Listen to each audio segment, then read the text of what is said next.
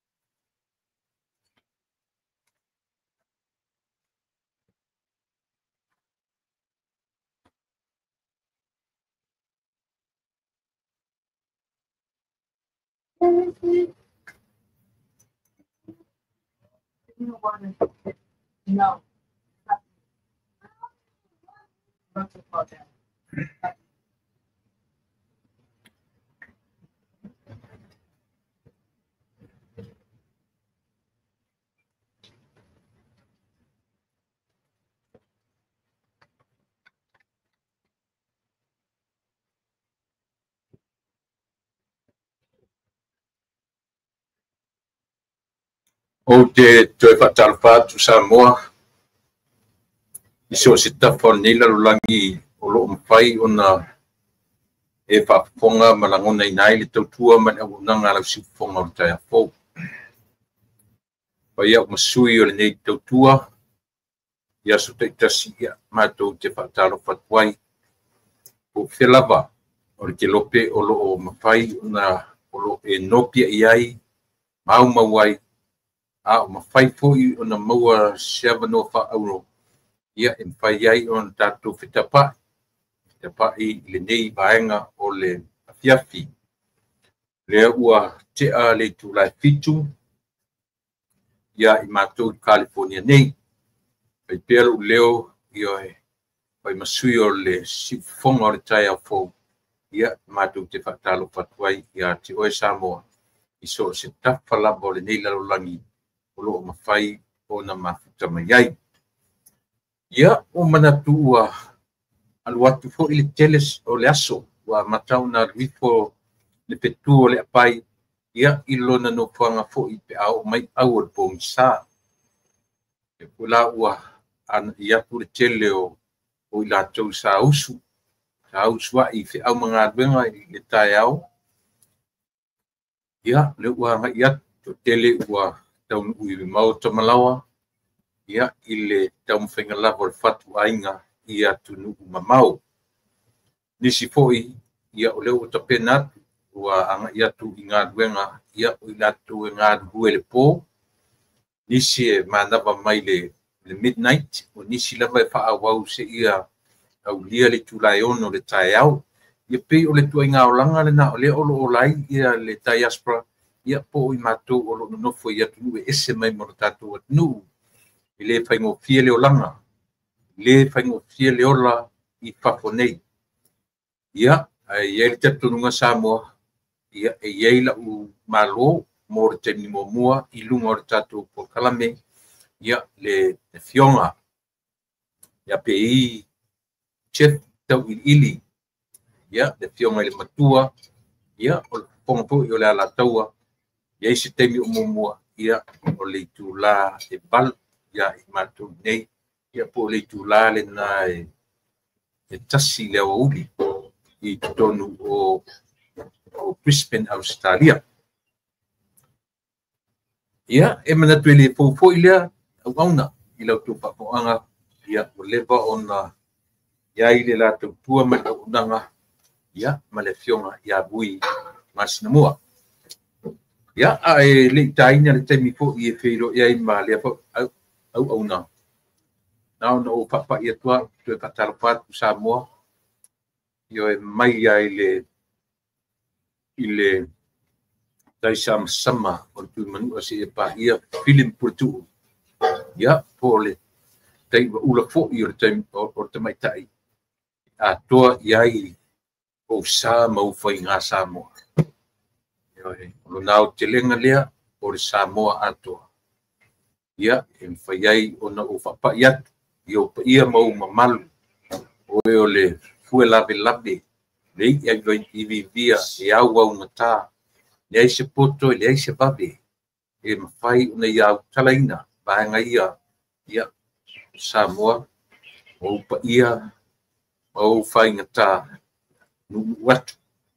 I whalepolo o I lātou te te ia vāanga ia o le soifua maleola. Ai ia le talitununga I le whailava o na tuu wau noina ia le matai silisili o le tātou atunu. O ai le matai silisili. E mata I ai tātou uma I le atua silisili ese. O le matai sili. O le atua poto, o le atua silisili ese. Paftai tele le atua no mātou tamai. Awo mātou o ria manmanuia ke nei vaenga o le aso. Manatu foi o le amatalia foi fe au mangadunga masani o le nei aso. Ia ele ia se poto e mawhai ona ia au talaina le mata isau o lau fuafanga pa ia. Le paua lea o lo mātou fia whaaftei o lau fia. Ona o le lau mea lofo leola. Wa ia I mātou. Whaaftei lau leoleonga leo whafo ma leo whale o tangata. Tai I te mi mātou te tā oto I fuai maala I le tae au. Whaaftei ta mā I lau tausi I so si awala. Whaaftei I lau whaolatanga pa ia. O le taulanga e tasi ai afe. Ia ta mai. Whaaftei kele I whaolatanga na e ta pena mo mātou. Ia e te talo o fuafuanga ma tā penanga o le nei aso I awunanga masani. Atonu fo lau lau fio. A popo mai e lau fio ma poponga le lei. Leo leo ina le loto. Mai le ita ia matulanga whapena. Leo leo ina I matou I manatu. Mamata upu tala noina. Ia te talo fo ia I natou e maua le temi whanongolongo mwhafonga mai ai. Ia maua se pale a onga mo matou u malawa. O le te talo whaftai Yesu. Pamangalo matou uma toto pa I ke risolo matou li I manfao. Amen.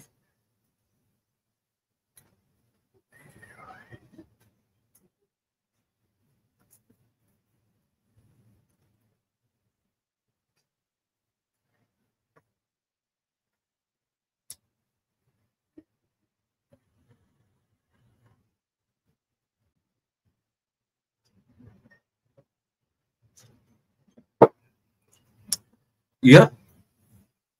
Ia tatu ngo leua. Tatu avil whamua. Io e. Tatu fesili lo tatu mastai I lona awai mai. Na te taiala. Na te mua mua. Muli muli. Na te si o mia. Ia lo sui fua malu ola.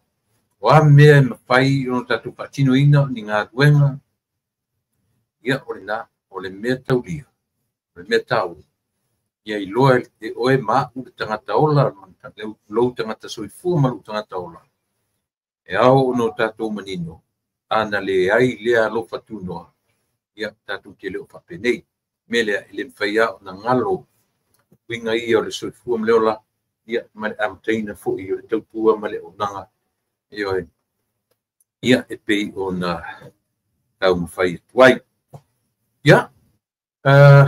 E lumeia o te tatonu. Ia o le tatou o nanga fo I le nei. Ia mo se lua. Ia o tolu fo ni nai tula. Ia o na whamai atu fo la ia lea. An whamui moi mawalunga lava. Ia whatou wina. Ia whamui moi uma.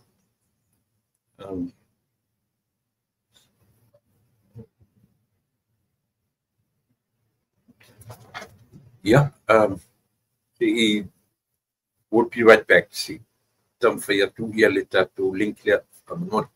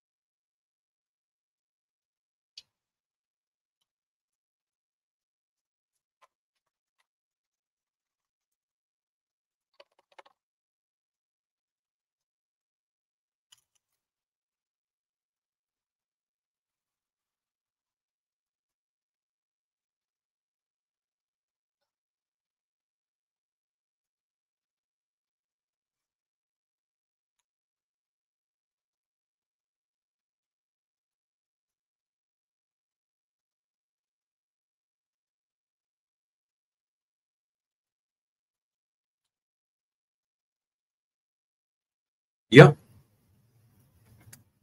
Manatu faisi tele o tatum tau ia asoa tuai lau fita whaafonga o le nei aso. Ale uma foi nei. Ia, mane foi le o tai au. O le tatu te iai lava masalo pe to e tasi to e lua vai aso. Maea ia whainga malanga whatamilo. Ia o le savalinga o le alofa. Ia le ala para whaapunga e whaupu ai ia le roadshow.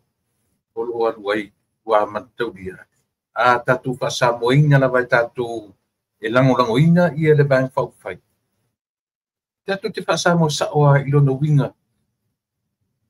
E le peila whaasamoa a ilato hui e peita i le roadshow. E tingana le sao upu au whaasamoa ia whapena ono lea o le mea whaani mawhauwhau. Tau te tala noa loa i mo meo whaafita auli o lo tūra i mai le temi nei sama. Tatu te le tala noa i sisi mea. O whaafita auli wha le mawhauwhau. I le mawhaina tupu main whaafita auli se manawa. Ioe. Pe tupu main whaafita auli o taringa, tulou, o fufonga. Ia, pe tupu mai foi ni whaafita auli i lo patua po le ansi siwanga lo tino. Ioe. Foi le mea nere ina te le tuala utala noa o le mawhauwhau e whaasino i lo loto. O lo loto e whaasino i lo mawhauwhau. E whaasino i lo whai ai tulou. E anga upu sao tala na o le whai ai o le naunga. Me whenon tino ngā ruenga whai ai. Na, o lea, e pāmu whapene le whai ai. E sea, whangai ioi le mawhauwhau. Ai mate umana le whai ai, mane mawhauwhau. Pe mate patu. Ioi, weno whatu no uo iai. Ina ua whaale tonu le whatu. Ia ua whaale tonu mea uma, ioi. Tau te whiu ala tau whaamatala Samoa ia tūlanga o lo tūlai mai. Le ngat ene na o Samoa, e o whare nei atu no tele. O whaafita auli a tūlai mai. E le tupu mai i lo manava po lo patua po o vai po o lima po e a fua uma mai mea. I lo mawhauwhau po lo roto. Ioe, a o whanga solo la ia le palauloina o ana batau ia ma meo tūlanga uma whapena. E leo iai se tūlanga le lei i vaenga i e tolu. La tatu taranoa ia i vaenga i tolu pe ona iai ia le whatuatua i le tua Samoa po le fast. O le vaenga e puipuia po le Human Rights Protection Party, HRPP, ia po le le simanga. O le SUP, Samoa ua poto, ia po le Samoa Uniting Party. Tia ia isi vaenga, a wai le o ni anatu whaalau iloa. Petai. O pe o, these are the main three main parties. O leo lo compete i le mea lea. E sila toto ala i Samoa i mea ia o lo whanga solo nei. O whaiva wha le mapau. O le e ala ona whaalau i loa. I leo whaalau loa i lunga o seisi lava mea. E whaalau i loa i lunga o whaiva o le mapau. Ia, e le to e tau iso. E le to e tau mate. O tatou mata malawa iai. E te mai moane, o te tala, o te mata matatu. Ia, e whapena fo i lo tatou anu po whea lava le mea o latou tilo fiai. Ia whamoimoenga. O mea nā le tatou te sila matutoa ia. Eoi. E leo iai se tatou whatango fie e turi loa le amatanga. Same routine. Mera vai o lo amatai le lato whaalau loa e uru whale loa. E le uru whale loa amata lotu. eu fale loa ia fa pelo fa tulima yo e fa talo fa mai le tu malo fa talo fatu ia on fa lo sin tala pupu nga ye lo e fa mo me tausa pe e mo la ile tu ata vale o sa mo na sa we na mua ina o tau nu tala le yo ale mena mali na ona uma o le lotu o isi vaena e tu e muri au loa lava i le latou tustusinga o latou faamaumauga o latou ana vatau o le latou faamoemoega autu ua uma ona tuulaupua ia ma ave iai ia mafofauga ma le faamoemoe ato mai le pule ai tumalo uma i o savalia o le afa pea ona faataunuina so le la iti la mea ia a foi le te fai atu o faiva fa al mafaufau ne ia o lo feangai ma le tatu atu i le taimile nei aioi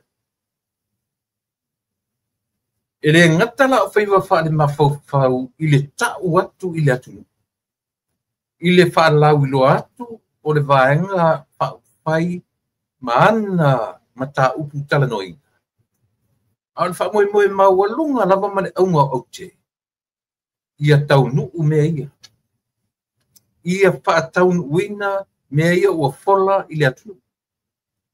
Elela titi la. Elela titi. Elela iti tu langa ia ua tatuwa iai. E pawa o lea. E fau mea ia. E matua fau lamba. Io e molea. O le whaalau i loa. O le tapena o le anavatau. Whakalena mai mea o lea mea malea taimi malea taimi. E o foi la tu la fono whaatwhainga palota. Ua tatuwa ai atoa pe ano foi atu i o po kalame o tea. O le si itia o mea nei. E si itia whaatasi atua ia ma le level mafau tangata siti seni o Samoa. E le whapea si itia le maualunga mo mea whaalau i loa.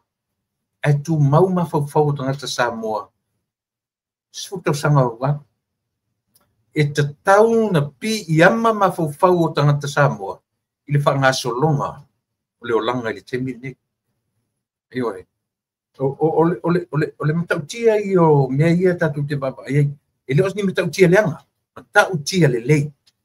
E alan fai mai isi o wanga i leanga. Leanga ua latou loa. E le o latou na wha maite mea. Mena leina u fai atu o faiva wha ale mafau mea ia. E a fua ai o na lau e lesi le loto leanga o lesi. E lau e lesi fa mai ua kopi lesi.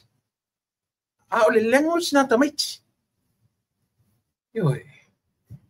O le ngangana le nā tamaiti vo e le maule surungo ie.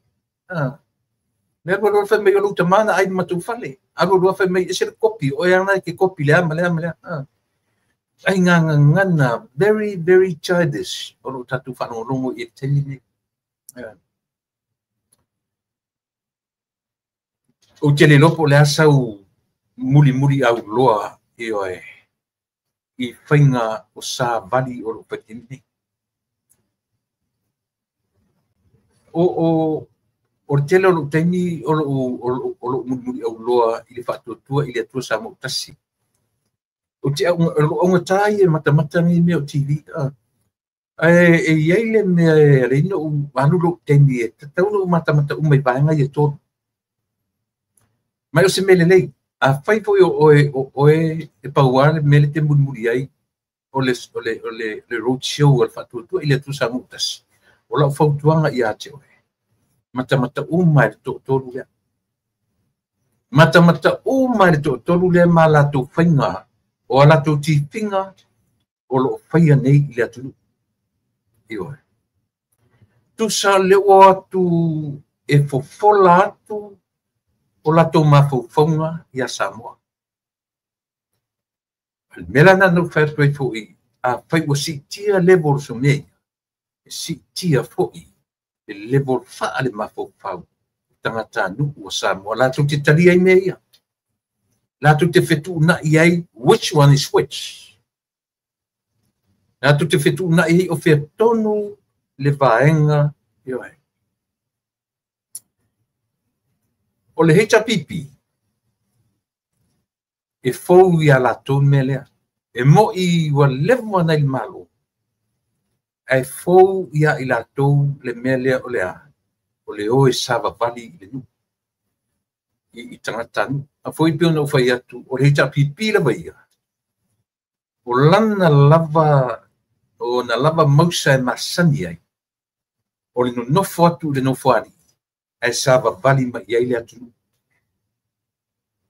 ioi sila toto ai lo tala le fai atu o le latou lava mentality na iai mai le pasu tau sanga talu ai i o olo ina fili le atunu no fai ma fai pule o tu malo o mai sa fai le kapeneta fili pale mia mna o le latou expectation e sava vali mai le atunu ia i latou peitai o si tia ele fatuatua i le atua sa mo o tasi le level lea wa ese le pola o si iai ele fatuatua i le atua sa mo o tasi o le pola wa ese wa le sava vali mai le atunu ia latou a ua o latou e sava vali i le atunu luinga na a mata mai na me o le soifua ma le ola au e tele nofo ali ai fa mo sava vali mai le atunu ia te oi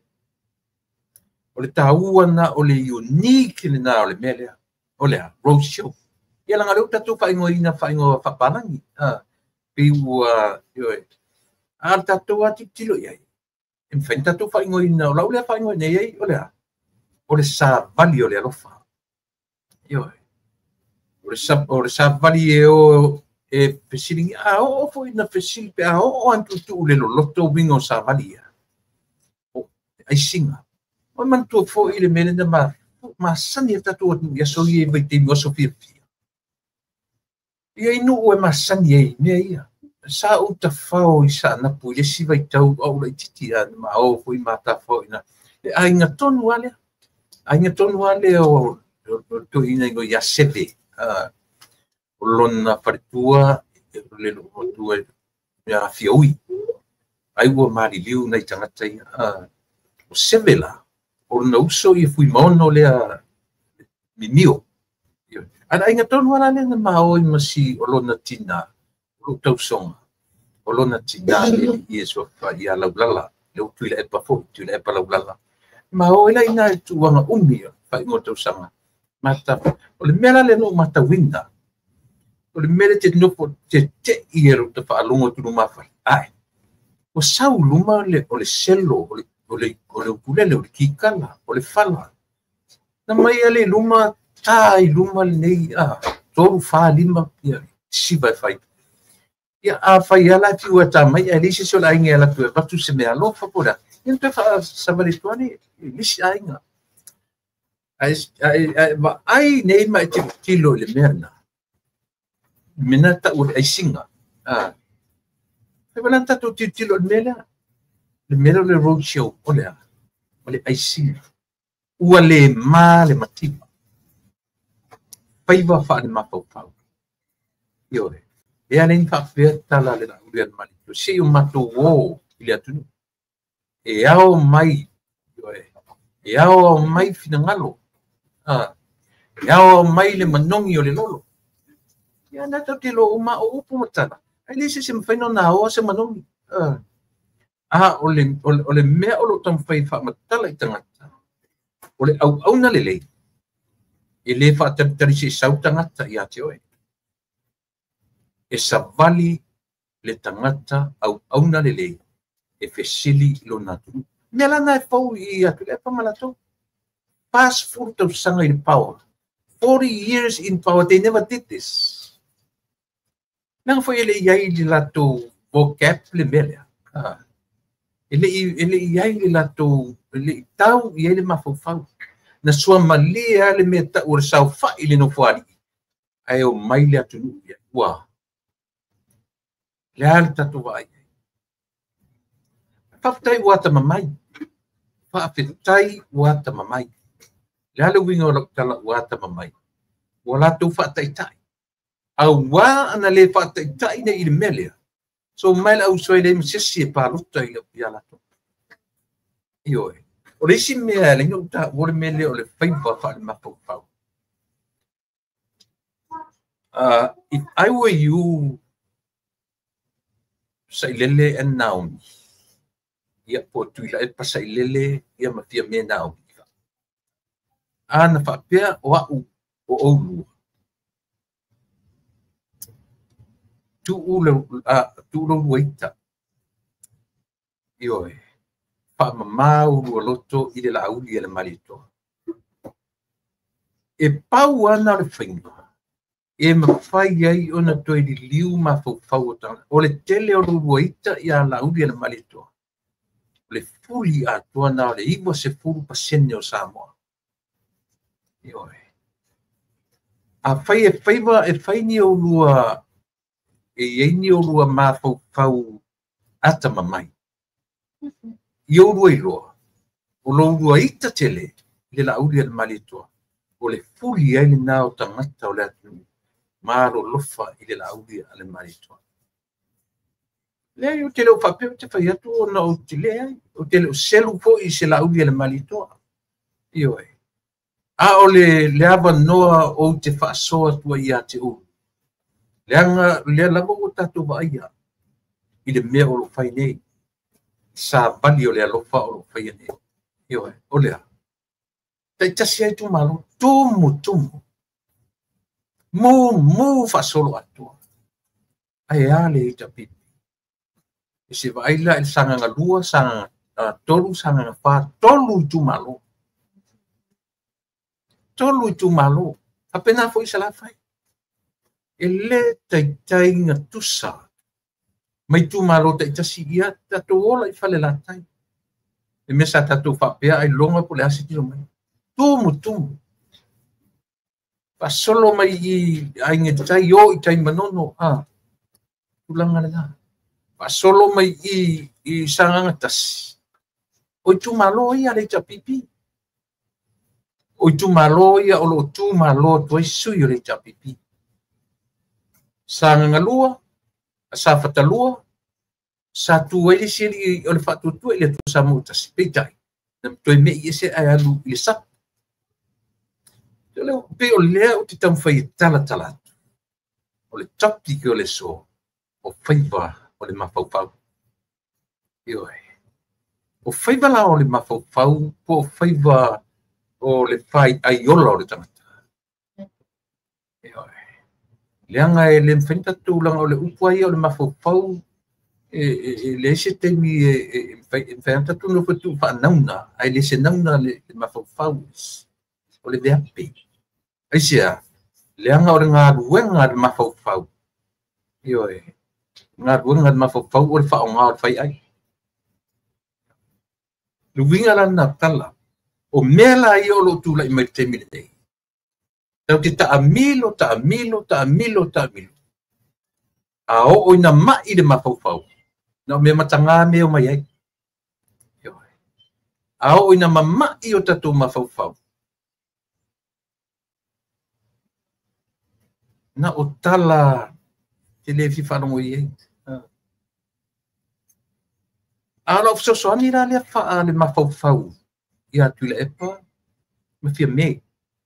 A whai o iei ni o lua mawhauwhau a o ina le lei.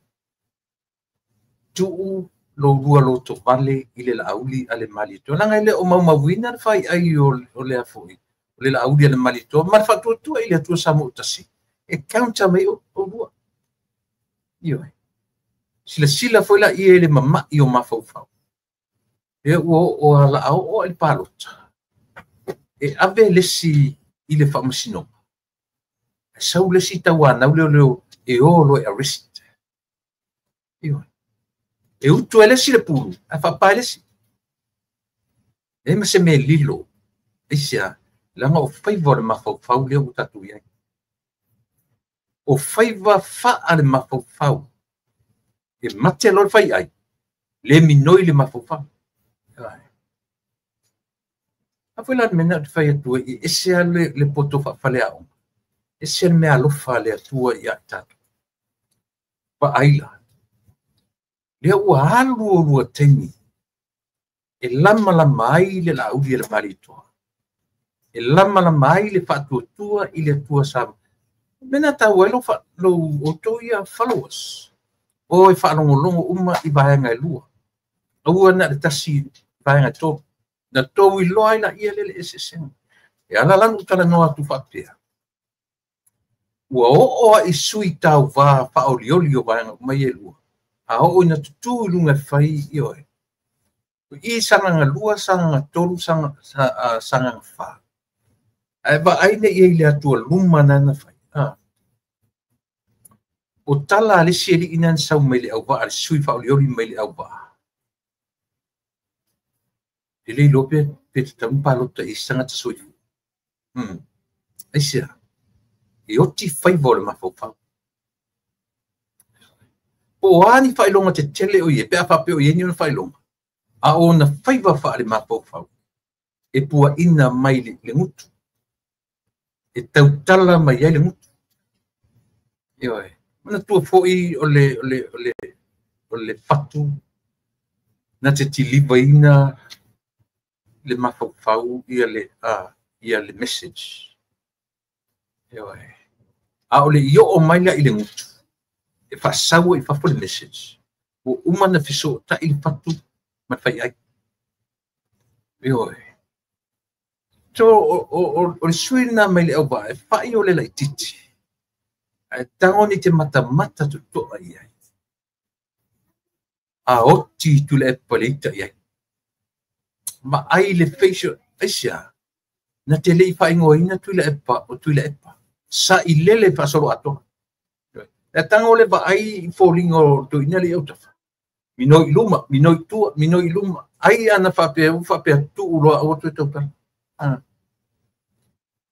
auto ngangana le o tu ngangana le ele te taura na ita ia toina iana suia asia ianga o me va ai fo ia sui fa longo pe sui i fai vole ma fa o toina mele maua e muri au loa i mea ia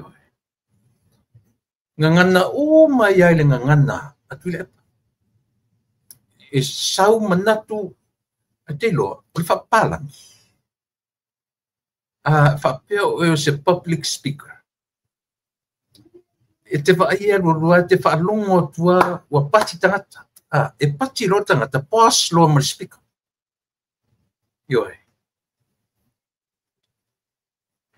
e le mwhaina e alu rurua e te whaalongo atu e le matango fie lo whai lo e alu rurua lo tala e invite mai ia mas pati tu sera wa fo singa le atu e pati mai le faila wa sa fa pena na e loro la ele ele fia pati le atu ia tala na fai ale fola wa to no fo mas pati ba ai o ina le leta to mena oni to ngana fa pena sis mas pati o lai ele ma fa wola le audience o lai ele ma fa la to absorb ma fo o tangata nei lau message le ava e a fuai e vai le pati le mu fa tu fa tasil fale ato e te la ngona ai le alu lo fa me pati e o fa tu ele tu sa mu tas auto fa fo mai le au tala no atu le foi tua o tu nga mena ia tu tele ni e messe la vola e tu nga me e alu luale le tangata o lo tu tala lo fa le message e te ia fa no lo sau le pati no pas fo le tangata le le tu tala se longa e maui mai le pati ia fa tu e amata fo le lantana al mena le li le su la vola fa o fa longa tu ale ai ma sesi o fia mai lana na no fo la ile mtam fai anau e anau mai le audience si a vace pati si tau fa mana ia ia tala le fai ole ngana tangata ino tasina tu so e lua ma foi malisi li le tu atu I le fi anga malia tu lo se yuli ia mawala bao o le kenu atas o le kenu la atas e sasa mai lunga manatu e fa mawalu lunga le le alo to ho ia io tu te fa no ia ona no manino le lo sana le fai ale mea la vale o le fai sa fai mai tasi ale sui na tu na le sui le la tu le mi ia la ngau te fa no o le alo o le fai au io fai au so fai o fai tengo ia a pelu ma fatua le sanga du tuana ia pawana le sui na tu la I lunga alu le podium fai ia na au na mai ai vai foi la I fai au le tamale ma le sito rua len sa fa fai fai ai loile ina me le fatu la e oti fai vole ma fa a uoki fai vole ma fa o te tai ma sui te tai o le matanga I le o fa fetu so a te tana te ta ilo ia te oe a mai ni se au vai ngai luma ni malo luma fai no fo mai la to Mrs. Mapena. That's very impolite. La tu te le o amana ia le tu malo ma le audience. No fo lai la tu le pa o te tai ma sui te tai. Vai vai le ang on me fa te inga ta io meni. Leanga le leadership a fa per to inga leadership le fai vai na le muli to ia pasa fai mai la lo na to e fai o le mafau o tala mai le tu malo e fa pe fela na to atu le pule le tu malo e o ti fai vole mafau ma tu a o tia io pe me upo la tu te ia ola fitu nai la na me fitu nai foi luma foi tua foi nga foi la lo e fua fa ta milo le mafau a o le tau tala le mutu se me la na le na tau tala tu le mutu tu tia tu me le si lunga ta puni lo mutu e sia me le mafau mo tau tala e la suia to no fa no mo ye sanga lua sanga tolu sanga fa tolu vaenga na campaign le gathering ya ayoki le crowd pe a compare I vanga te tasi e lo ni mea mita fa tu ile tu samu tasi a ia o mana mautino lango atu le atu nu ai se a le lango chan me o te ia fa pe a o tele o tu malo ia o tu malo le ta pipi sa fata lona lua fai sa napu tumu lo ale ile na to ile si numero tasi to ina oi le ana posini ile lopo le asan va ai fa ale mafau ile lango alona I tu malo ile suita mai tai fo ale fa tu ile tu sa mo tasi fa ai la I ai sa na o foi le ina tu la va no wala aulia le malito ia tio meia o fema na o fesho tala I lutu malo a fa pena e matamata na tango le e te matai winga pa alia a fe o le tanu te aisi o laua mio tau safia o launga ngana e te aisi ai langa le winga sa ole le mea le fai aisi lea ele o aisi ni tupe e o aisi ta tala mai le to fa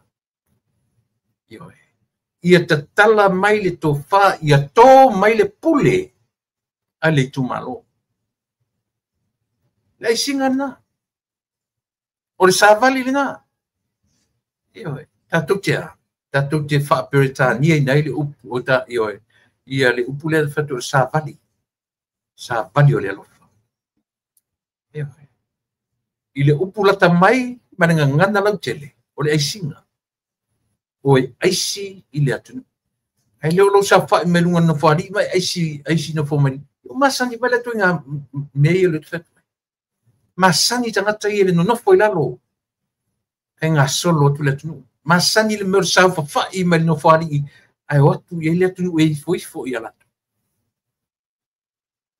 o le tutu lunga vai ma wa i le podium na fanga me le podium le mer pulela palo ngoi le audian malito wa aule amal pulela na a mata me le lua afe lua tasi lua sfulu lua tasi wa ma osia ma tongtongia pulela sia na foi tongi lunga ta vale la o ti la o ti ola a o winga na pulela e ti angi iai vai o tangata tu ai pa ali mailo na fa alo ile tu ai le ko o lima mai fa pe male mai ta ino asole ta ino to ale pati to fa pe eli tu malo sa kon fa pe sa si sale se o le ku malo le ko ke me ko ke ai si ai o no fa ngo fo ka ko me le fa pe nga se me se fa alo pela nga abe ko podium nga ko me mo ko ko ke mga cool fa fi au ma mai lang fi au fa lang nga le nu ko sa fa i me pi o kong ya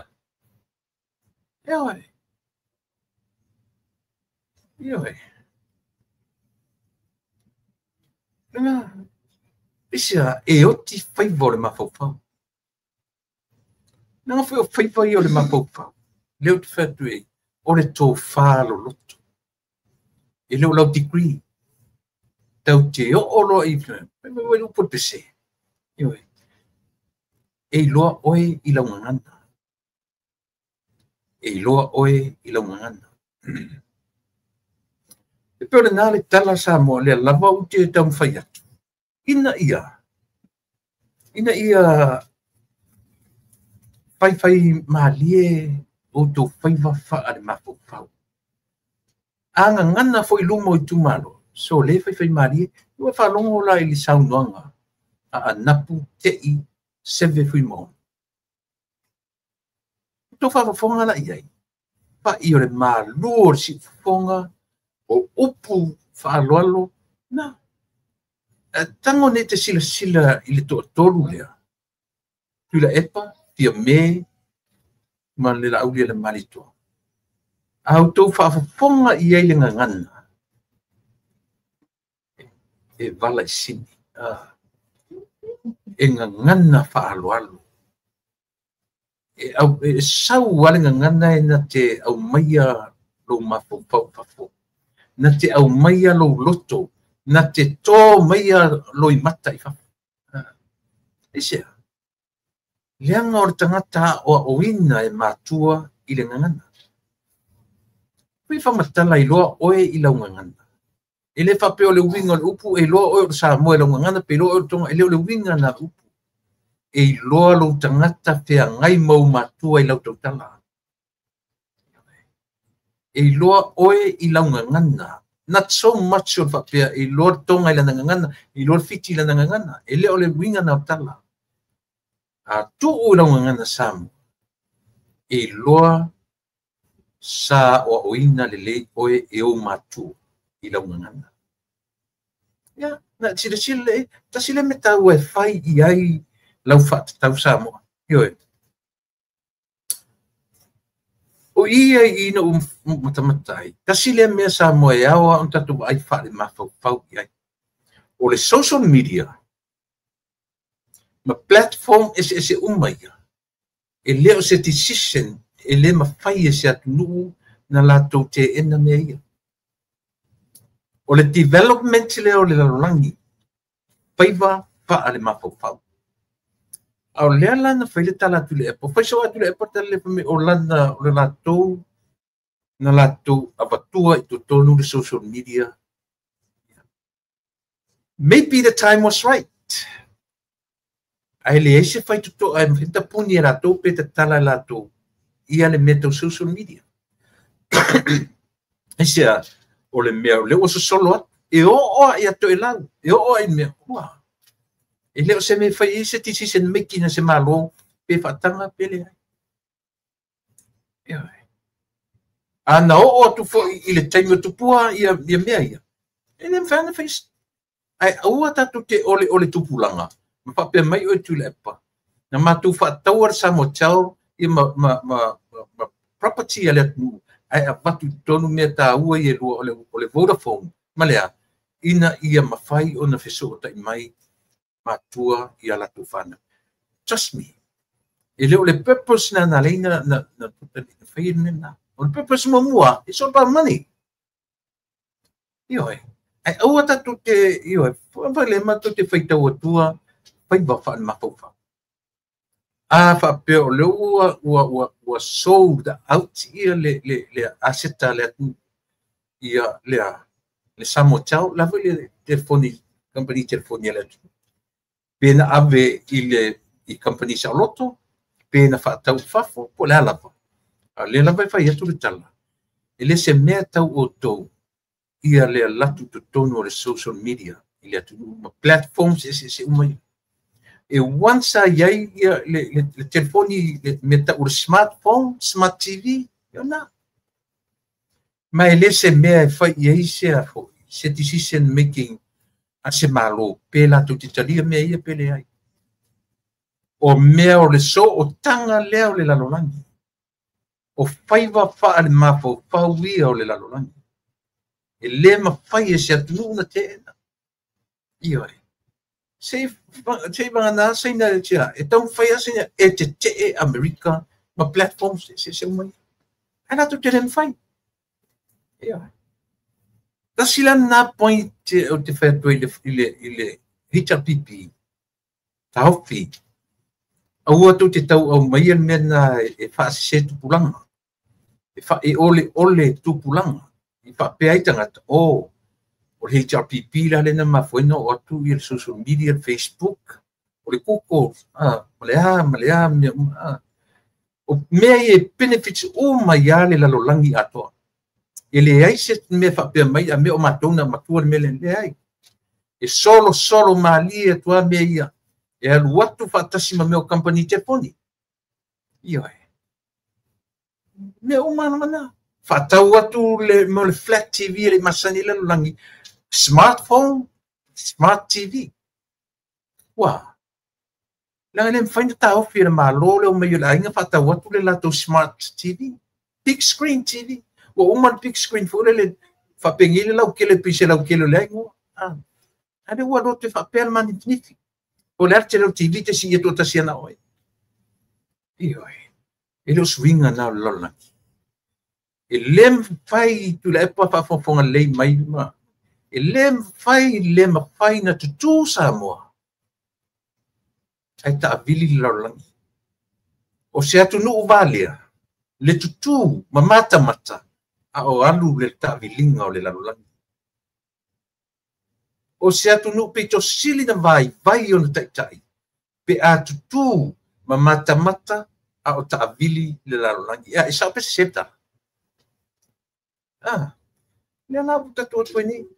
Mai le tavilinga o la langi le na tu la u del malitoa ma le fatu tu ile tu sam tatu wo oni o tatu pe o ne masani o tatu no fotu no fali ai o mai le tu ya tatu le ai enough is enough tatu sava vali tatu tau te ifo ile tu tatu to tuli ile tu e to mai ala tu pule yo wala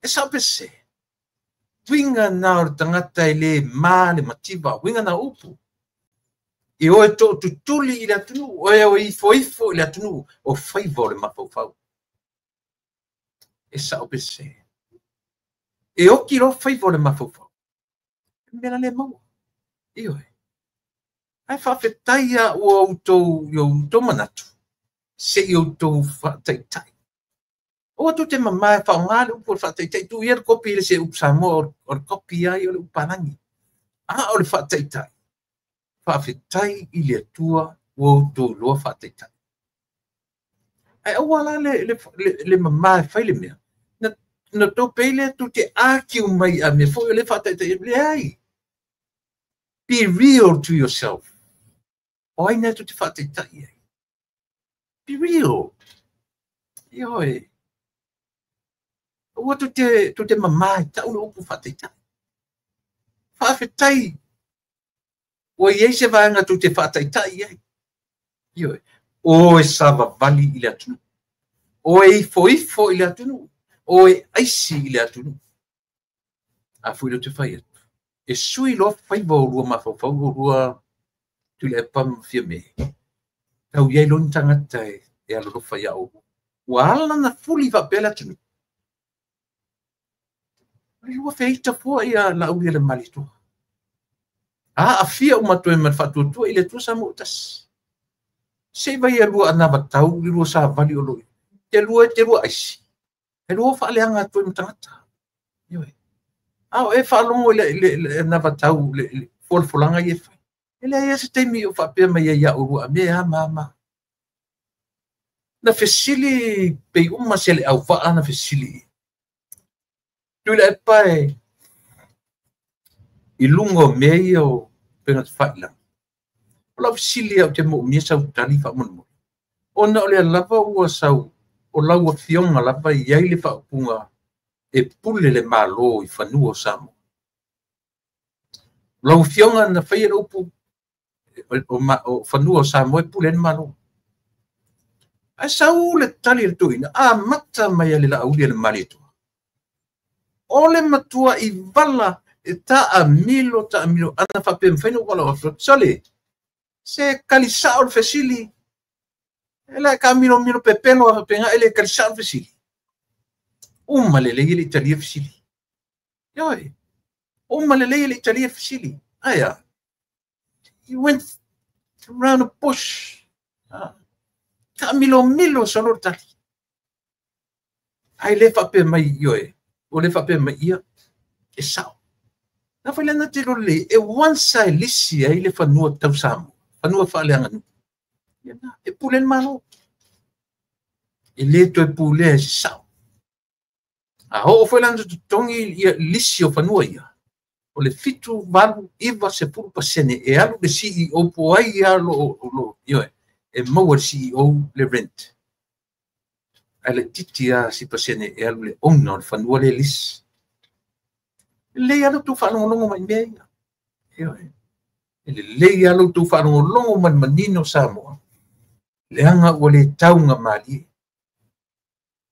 o fea lasi atu o fea me tu poile lo fa yeto ingata pesili atu ile pule o malo ile ifanua o samo o e mata tu fa goinele o tala le fai o le pesili a tangata ale o le au vaa ia o sesia po fenga me pesili le mele ifanua o Samoa e pule ane malo so le asau le tali so le tua fanapu asito ina o lauti ioi matua e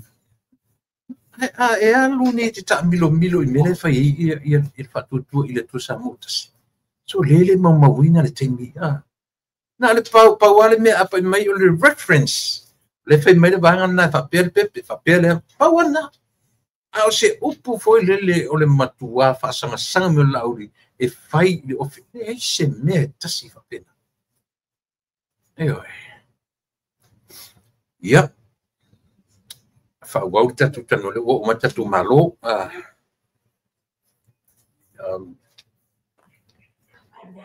ia manatu samo le ua fai vai se foi lo pepelini yaso le tatu tua nanga mafuta mai ia le mai API fionga le matua fonga le latoa fionga API chef tau ili ai le foula ia te Samoa ia le fionga masani lungo la me masani ia ma le fionga ia bui a masina mua ia ai morte mi mo mua lea ua mafuta fo i ma le fionga ia API ia e mortelatu le ngang faafetai ona o le manatu ia e fesootaʻi ma fai ia se tatala ia mo le temi mo avatuia lenei avanoa e te sau no fa filo i tatu atu ia ma fa ai ia tu ia lo foi tangata ai fa te tele mo filo inga ne yaso ma fa lo pe palo va kai o longa le mai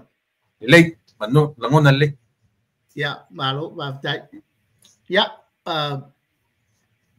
boli le nga va kai fo le va ngor ngi ya ngi yaso tai o mo fa ye yo ngo mo fo xa va ngo fa aulo ya ka mo fai fo e karia ko fo ile kulanga fo ile fa kala ulo mai i kulanga le mo se felo inga ba se fa so ya wa e fa penga le nganga taua ya o le fa kai le nganga o le kako kapa au sidi o mo ya va ngo em fa ye yo kako fiku fa ya fa so fo i maka open fa yo ngo o ye kako malosi i kulanga o kako o nganga i so se kaimi i o tino o le mafau ya mo le nganga ya o le nganga lea ya a ye le manatu ya ka kisi ya le inga le tua o lo moni mai lo soifua le makawaku ya o lo mawolunga po le fa soifua le tua i lo soifua le tino ya o le mauli ya ai mai se foi fa ti sidi o le nganga i le makawaku i le makopi kongu ya mo ya makou i ngai kai ia o lo fa ya ma pesi fulu ya le fo ka uma maria ku maruru makopi kongu ya ya merkala le ila ses paula nga va fikai ya le ai maulunga ia le pule fa soifua le tua ilo soifua ya ma se for ku langa kopi kongu i ku langa le lo Samoa kupu mai ya ai mai se pa anga masangi ya ai mai se ia la au fa fonga o lo fai pe ma pa anga ia ku langa o le fa soa ia po le fa kama soari inga le ko po kalame o le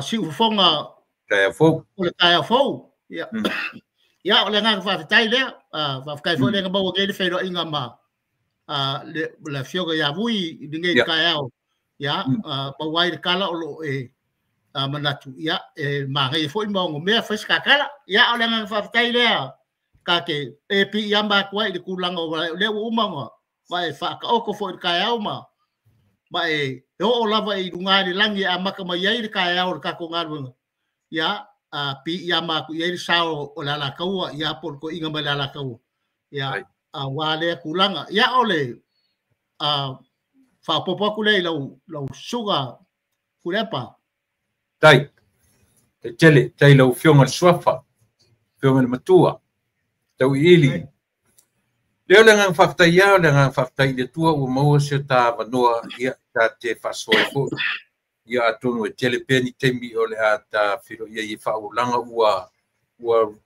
retire le tau so ia pui mai nei foi fai yo e ui lava ina ua fa toi fa solo muli le uso ma le fa mo na tuli au roa ia ui o le ya ele fai so tatu loto yo o la bole tu malo ia sal watu la bole uso el watu e finau na ia tau lau o fa mo ui o le ia ta fa o wi ta u le lu foi por kalame ia e pe o maso ma le fionga ia bui pe no fai atu ele fo le atu no lau fionga ia pe o fionga tau ili ia o e masani fo lungo fai vai ia Maria tele ai e te saune o lea pe o le timo la tala no ele ia so fai vole ma fo fa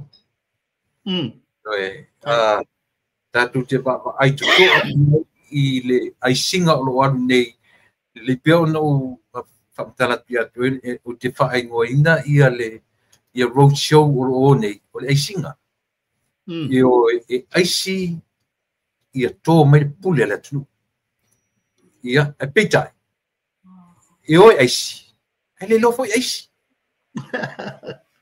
ai si e pe whaai loa tuai lo lato wata mai mo lo lato poto male o lato winga o folinga o mafofo a lenta mata I si vanga sia o lau o fionga koi ia o le tangata o le mafofo o faiva ia ai le lei on tata noi pita te amata I si upu e tau lata mai le upu le o le aisi.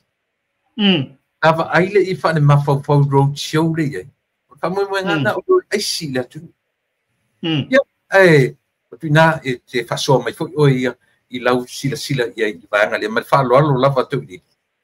Tai, ole nganga ka ua e pe ia o le me masaki. Ia, e pe ia o kumanga fo lea kongo le fo ie fo le whawhongfonga pe o ngai Samoa. I kulanga ia e le o malama fo ke ro ngak ai le ale boko le pao sila fia. I kulanga o ia vai ngai ngong koe whamangingo koe whapipia kui ai. Ia, o le ngā lawa e pe ia o ngā kau pea i le kulanga o kaimi e whaasoa ai. E whaasoa lawa i le o ngā sami o lo ka oko ai i le kulanga o le sila fia ma le loa. I kulanga o vaenga ia. Ia o ngā manga ia fo ai le o kalangoa la ai sao ngā le mula o kalangoa. Ia a whaalupe a kulanga o lau ngā luanga ia o le whawhau whapiko le mawhau maanga fso tai. I kulanga o vaenga ia le ve ai la kulanga o le aia sa o loto la ia kakau o le manuia lau tele. Ia ai meise kulanga o afianga fo lea o porkiki le manguia. Ia ma kulanga fo ia o kula fongo. Ia ai whaasolo e le pikanga ma le nuu i kulanga o kumanga. So vaenga ia kaunga mangingo o i fo ilae e kalangoa iai ia loo fo i vai. Ia whaasoa pe o ngā sambi lea o umaonga. O ngō o iei se loa po se vai. Ar ka ua le mele, mga ia le mele ua e saungoai, e ka ua le mele pe o ngai saungoa le kula fo o le pe whaongale upu aisi. A kako ua lo loko le, fo leo lo ko wha mangingo wha Samoa. E leo se mea fau. Malia. Gikeu wha peka ka polabu wha ia mea. Samoa kakale wha ia. I think okay lo Samoa kaunga len mai e lau langi a kon mele ka ule aisi. Ai a wha pena e wha upu wha Samoa i longa loko ma longa angoa whale a kon sa o me ka ule sa vali. Ia, kuula ia i le upu fo lea laka mai laukele. E ka ule sa vali. Ia, mali. O le olo maau, kasi ngā upu e wha o le olo maau o le sa vali, o le kaulongolongo. Malia. O le kele ia o upe whangai, ai a kūla loloko me kaua loloko. Ia o mwhai ngole leo le mele whakio ngei, o le mele vele ngā mukia. Upu loloko ngā o le nguu, e momoli i le mele. Langa lai ula e le si awori. Ia. Lai whai kio e le si awori, isi fo i kai le wale wanga i le mele, sala ko le whaia. Malia. Lang sa fayan me loko ila ko bal me manga wai le wo o le kaimi o sui a ko i le kai male kulanga falling all porkiki ya le wo ko o ama ko o mai lava ko le liu falling o Samoa i le mea kala fe ngai maku manga Samoa mo naka o le ala menga o le olo maau o le savali o le vele nga bukia o le kele ia o le history o le ka o le vele ngā bukia ngā whai kako ku a yaso ia. Sa ka ki ai le fua. E fua ai le kako sa wali luma. I kulanga ia vaenga. A wakanga vele mukia mai kaimi o mare koa whako a baua. Vele mukia mai kaimi o ngā whangua. Vele mukia mai kaimi o salamasinga. Vele mukia mai kaimi o mare koa ngā kaungure loku. A kou whanongongo lai melnga. Ia ngā lai mau ai i kulanga o le history. Ia, kong kilo ko ale iai. E leo se mea fau. O longa winga. A whai o kai o leo whanga mai kai fo lea maka pala ma o iei ko mai. E fo ngi whao ngā ai le mea o le concept. Ia po le angoa whale o mea ka o Samoan culture. Ko Samoan politics. Le masangi o kalangoa ko e mea ka o Samoan politics. Esian me kau Samoan politics, esian me kau ole palangi politics ia po le European politics. Le lau ka makanga ka vai mai falling on me kau Samoan politics. Wa ko e fo i lava i le mea e kala fea ngai appropriate mo nga ngaka. Inga ia savali e fa leo me kau politics fa Samoa. Le la ka wan me le ma ka wa le ke kikilo ko pe ula ile si awori. A whakakai fo i le ko wha wa ea.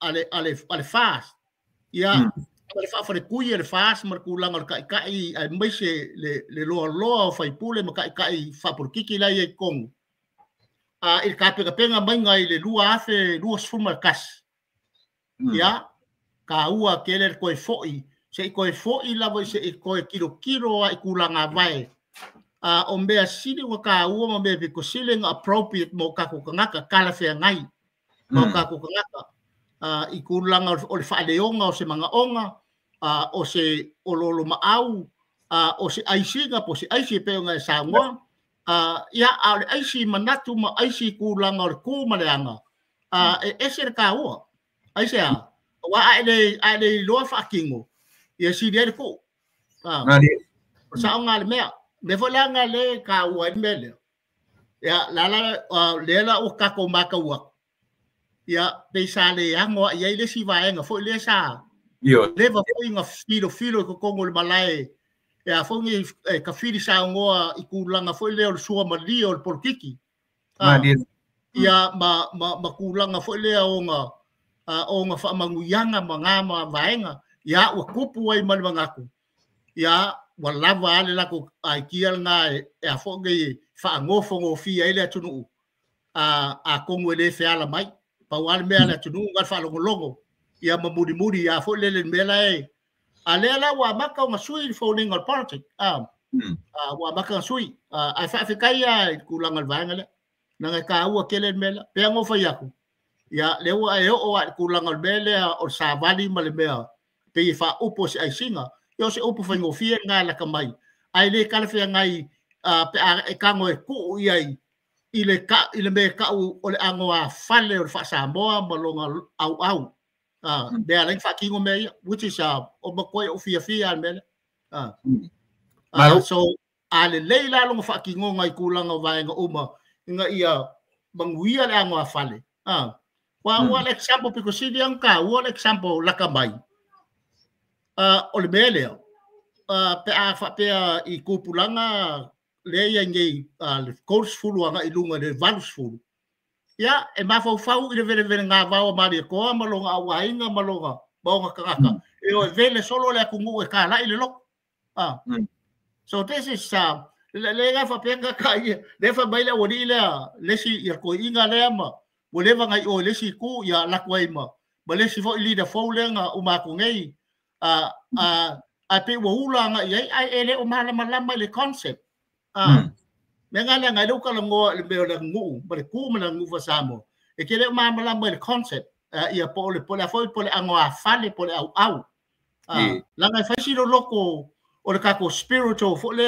culture e momodi ai me fa pe and a fa o foi go fi o ka ko por kiki nga le fa ka ko a ya o le pe o le fa pa ia ko le kulanga le nga singa manguo le ka ia i lo ngasambi le wa sa ngoi malo paftai ia ole upu pe men masadia ina nga i lo fa pe ia i la tu fatu tu ele tusa ole ao nga manongi ya tasina upu tau sa na upu fa ku pe ala no fi fa ngale ai o wingor tanga tai ya walu ai les empty esse me ia tia Maria pero nga o tanga i mai i le melea mana ia lo faso i le melea enta amatai me ia tau platforms ss ia social media o le pe o fa nga e to ina fo i malana fo i ba ai fa politician ia i le mea fa pe mai o le faitotoa o latou na tatala le faitotoa ioe ina ua vatu ae o te talitonu o le sosolo mai o mea i le lalolagi e lē mafai e le lalolagi ona taofi ia swinga le ua alufu ai e lē fape e optional le mea i se atunu e o ia autu i Australia ia tupeu tatou vaai mo mea smartphones smart TV o swinga i o le langa tatu te ele mafai lana tu Samoa e tamili lalolagi e tatau ana na iai Samoa tamilinga lea ina ai le mafaila na mai fa pe a mea o matou na patua me i tu tonu la tu so fina ka ua ia o va ka le pe ngo fa yaku ka ko kala ngoa ka ko kala ngoa ile ila fo ngai ia fo different phases of politics le we ngi o ngala le e bomboli ai le fe au a be se fo iar kulang o la unga ruenga fa i kulang o porkiki as a social political commentator bakalia la that's my role kulang a fo le kulang o la o onga ma la fa ilonga mai si mau mea e ka ua ai le kulang o kalango ai vaenga ia o le pi ikanga fo le o fo linga o porkiki le old ma le new e ka au fa mangingo le ka ko ka sambo ia is your faces of politics le wa ngai so modern politics sawe ma ai kia fo le modern fo le politicians o manga o twist ko le mea le la yonga o ka u fo ku langa la role as a social political commentator langa la role as a sociologist e ku langa fo le kilo le manguia la tele o ka ko ngaka ma afianga o ka ko ngaka ma le soifu ma le lako soifu manuia onga o le dirty politics o le corrupt politics o le ka nga le mele so akako kilo la i kulanga o mele le face of politics le ngi lo sa manga kuala ko inga pe nga sa ngol padle sa manga kua fo ila ko le wole vanga fili sa ngol fa ngol ge mea ele i ke lese audience sa mo e inkalesi ia i the last 30 years ele i ele ke le mon ai sa manga kua yo oi ai le ai da nga wa le nga no mori ko sa o mele ya kalia molo ko sa mele and that's ngai on me ka ole fo le impact fo le ka ka fo le wa affiliated ku langa fo le wa kasia lang ma fo fo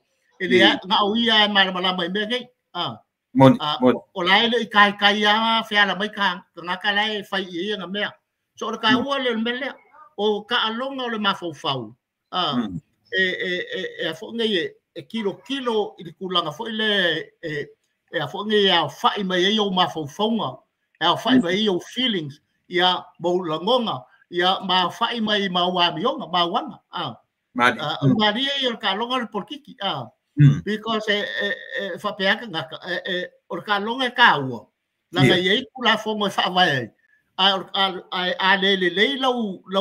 le lau fai ko fiki i ko ngol ka longa le si le la on quero que fai because ole politics is the foul me ka o conspiracy ale le lau foul conspiracy si le lau fo ke ya so it's really important for kale ya ka ko ngaka ya nga ko ma ka le faces of politics masuinga ale sa ola le me e pe nga fo ya ku la fa pe ia ko ingo la ku la ku lo langi ale lo la vidi le me la kabi bo fe ala kero ka ba wa maka nga kwas wa maka nga fisilingia wa maka nga fisilingia ka ko nga ka le me ala kupu so ele o stay still la lo langi la vidi ai ba ga ya la le vidi ko maka ko vidi ko ka ko ma fo fonga there you go na wole le vidi mai le si ala fu mo la ku right and I think ke au ila fo la role i ko ngol ka longa fa por kiki i le va en addressing por fa lio fa hilo inga por fa leo inga ku langa o mo impact o me social impact o me ka o dirty politics le la ver ko ngambele wal ba wes ka ko ngu le wo ku sama so le la wa langa mai ngai and maka mai le rua fe rua kas so le ma ga ya di mo ko isui ma fo fe ala mai ka ko wa ka ko accepting ia le me ka o me ma ga ya ba le me sui ga fo ma se me fo le le manguia se me la ka o ko se ko ngafiki le anga le saka ko pong sai le la o ka ko le la o fe ala mai ia o le la o ka ko make ia le kupua fole le wa maka nga make ia ya ai o kanga kare pe ko silinga hurt menga o all politicians Pe akala ngo sa be ka common sense. Very simple common sense. Ava pe level fa ka longa ave ku ngo chole la mo oi. La le ka fe lo me la o la wo mai pe yau. Va ko ifio. E ke le ma fa nga file mu, you know, you're under pressure. Iku langal bele. Wo ye le threat ya oi, pa wo ye lo competition. So afa pe la like stick the old politics. Ngai kau mafaila o umalola wa ai kia la ia awa makalonga ka wa yala wa ka alo kingo wa bele ka ko kikira ko le face la wa yengi wa ka alo kingo ai sia wa lusia ko le popularity nga yai wa ko yesi trust wa maka nga fisilingia ka ngaka ia kulanga be yang kopu be sa pong sa be sa le loa le sa le inkalesi yai so ka wala va nga le ai continue ngai sa mol mer ngai ya onga fa wa senga le ikulanga fo le ka ko malama what kind of politics le ka ke kilo ki o le ar kulanga o le character o le politicians o le ar kulanga o politiki le ngake addressing a mainga pe le ngake fa leo a mainga ia a o fo il connection a nga i nga mafofonga malanga mangulauki malanga kavakau. So these are the factors umanga le ka kaunga ku kalango iai ka ko sa mo inga ia i kawai ka kwangaka inga ia kalango ma kirikiro nga issues and factors inga ia kako over kako kau make fo galemba because elem fainga pengo fa ku lo kala kala ngai ale se o programa wa le ke housing al programa fo le wa ia ilalo o through my educational program le fa ngo o le uli masao okay ilalo le uli masao le kala ngo le senga male i fa malama ia le senga characters of politicians ia malako mafofonga lako thought o lako feelings po lako langonga ya malako wanga po lako amionga behaviors so ka wala va ngale le la mangingo le wo kele ang kalango aku ya po ai fo bla audience le ye o mana malama le ile fa se nganga o ile mboli maingar kulang al porkiki ala fo le winga lang porkiki o anga fodingo ya o le kulang fo le o le impact ya ke o le voter ya le mangingo al bele ni pe nga fa kula ukala kelo kaimi kalwa ngeya even now le ukaka lango ile platform ko fo si ke le ya ako ngo sawa le message le o le kulanga i o kilo characters o le politicians kilo yo nga thoughts mo feelings mo nga behavior ya kilo ilanga porkiki le mboli mai ya nga ka ngolole fa kusa po o fair le me la laka ya ke o esa samon ka kala ngo fo gale ifa nga porkiki le fa nga kala ngo fa pe le ka kala ngo ngi wale mix ka ngi yo palangi mo ai ka kala ngo samo o ai le ka ngaka pikosili nga close langa politics ile concept ia pole angwa fale o me ka o samon politics ngala ko fisiki wa afa pe ke wa fo wa ka ngo fa wa senga le characters ia ngaka malaka politiki. Well, we got the old fellow ole manga really want to go back to the power. Yes. We got Stewie who really wants to go back to the power. Want to go back to the power. So it's all about that power. You're going to return to power. We got the other one. 11 or 4 years ago. Or the cat recording or opportunist. Because fango fi or assessment for ngale faye she was there for 30 years with this old fellow, but she was never given the opportunity. Never. So now nga wala opportunity lela wo mga alo ko hold on the opportunity no matter what happened. Wala ala I ko ang lela wo fawe mal ko fiki plus mali so swangi may iska ngaka le ngā lai o ngā kūlei alu le siku. And our question is kulanga leadership mega happen. We all know what happened.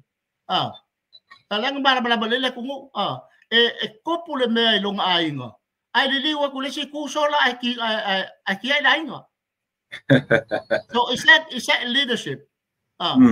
Mega ka la assessment ile politiki la leng fa ali mai e gabi. She's a real opportunist. Nalalewa kalia la vango au manga ya la vango le a kongo ko mo le la faila o kengi la faila o kengi so ko ma fight and you know what happened faingo fia your kanisamo ngan ko kikilo what happened to the rule of law? There was absolutely nothing. Throw away the law. I fight by opportunity. And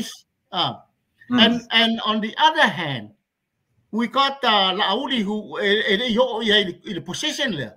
Nakele I tasting of the Somalia and make leadership in Kulanga as a parliament or authority my power. Olea la pushar ko olole awang iyo or kakale ile awang iyo. So now they will do anything.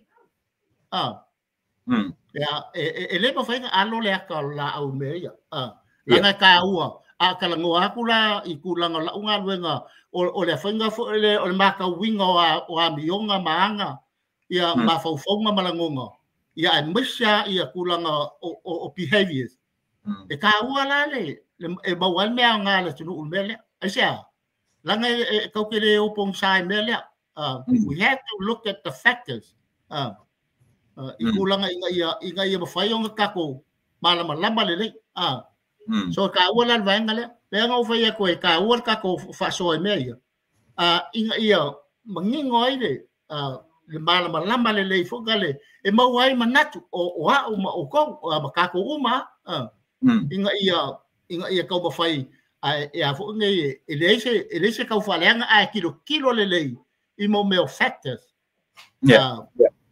o sa nga me I anu ai lunga factors issues e makawai ku langa wa mionga ngaka ye fa ali mai ke oi malako kala malako behavior malako winga ya o ngala mo wai le our paper ya o nga foi e fa ngo fo fire mo wai me nga ye lo fai unga so e lua la ya e koru la va ngan pe ngo fai aku o ma ngai pa local ngai ai wala fa in carve ngalo decision there was manging wa ko mele we got someone who was fighting back to go back to the power that's all il ko ingale whatever fo ngai or ko ingale au manga au ngai moku ya ko fo ia le power so and we got the opportunist ka ko mo la ko le nga manga yisi mele nga mo ka ru ngai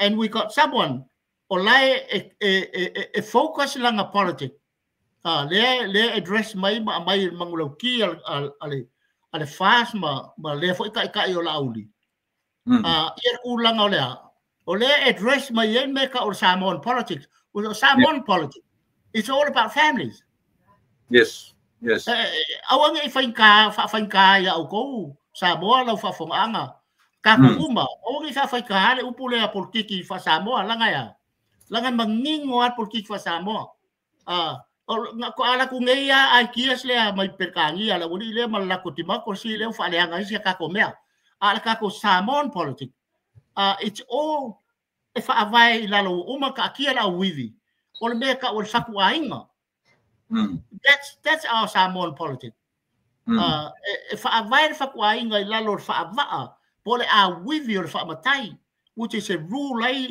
il me a ko o politiki nga Samoa langa fa ku ainga amaka mai febe amaka mai poki ke Samoa amaka mai le mukoka so if you know that concept ku langa fo le structure pot a wivi o le ku malanga fa Samoa langa ki nga e malanga faku ainga o fa Samoa ngan me ka o le economic development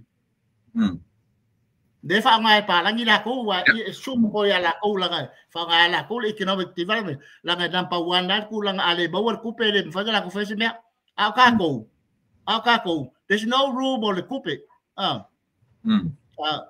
ma fa inka ko fa ngar ku pe ke wo ya ka fa but our politics structure but our with ka ko por kiki well level ka ki yo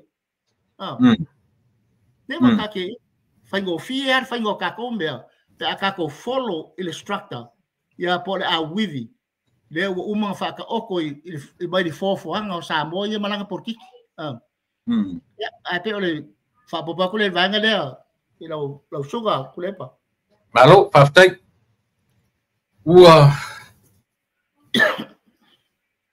mata tuto ai le te fale te tong te le upule ta ora ngase malo te fale te tong te le ai a sila te mi nei pe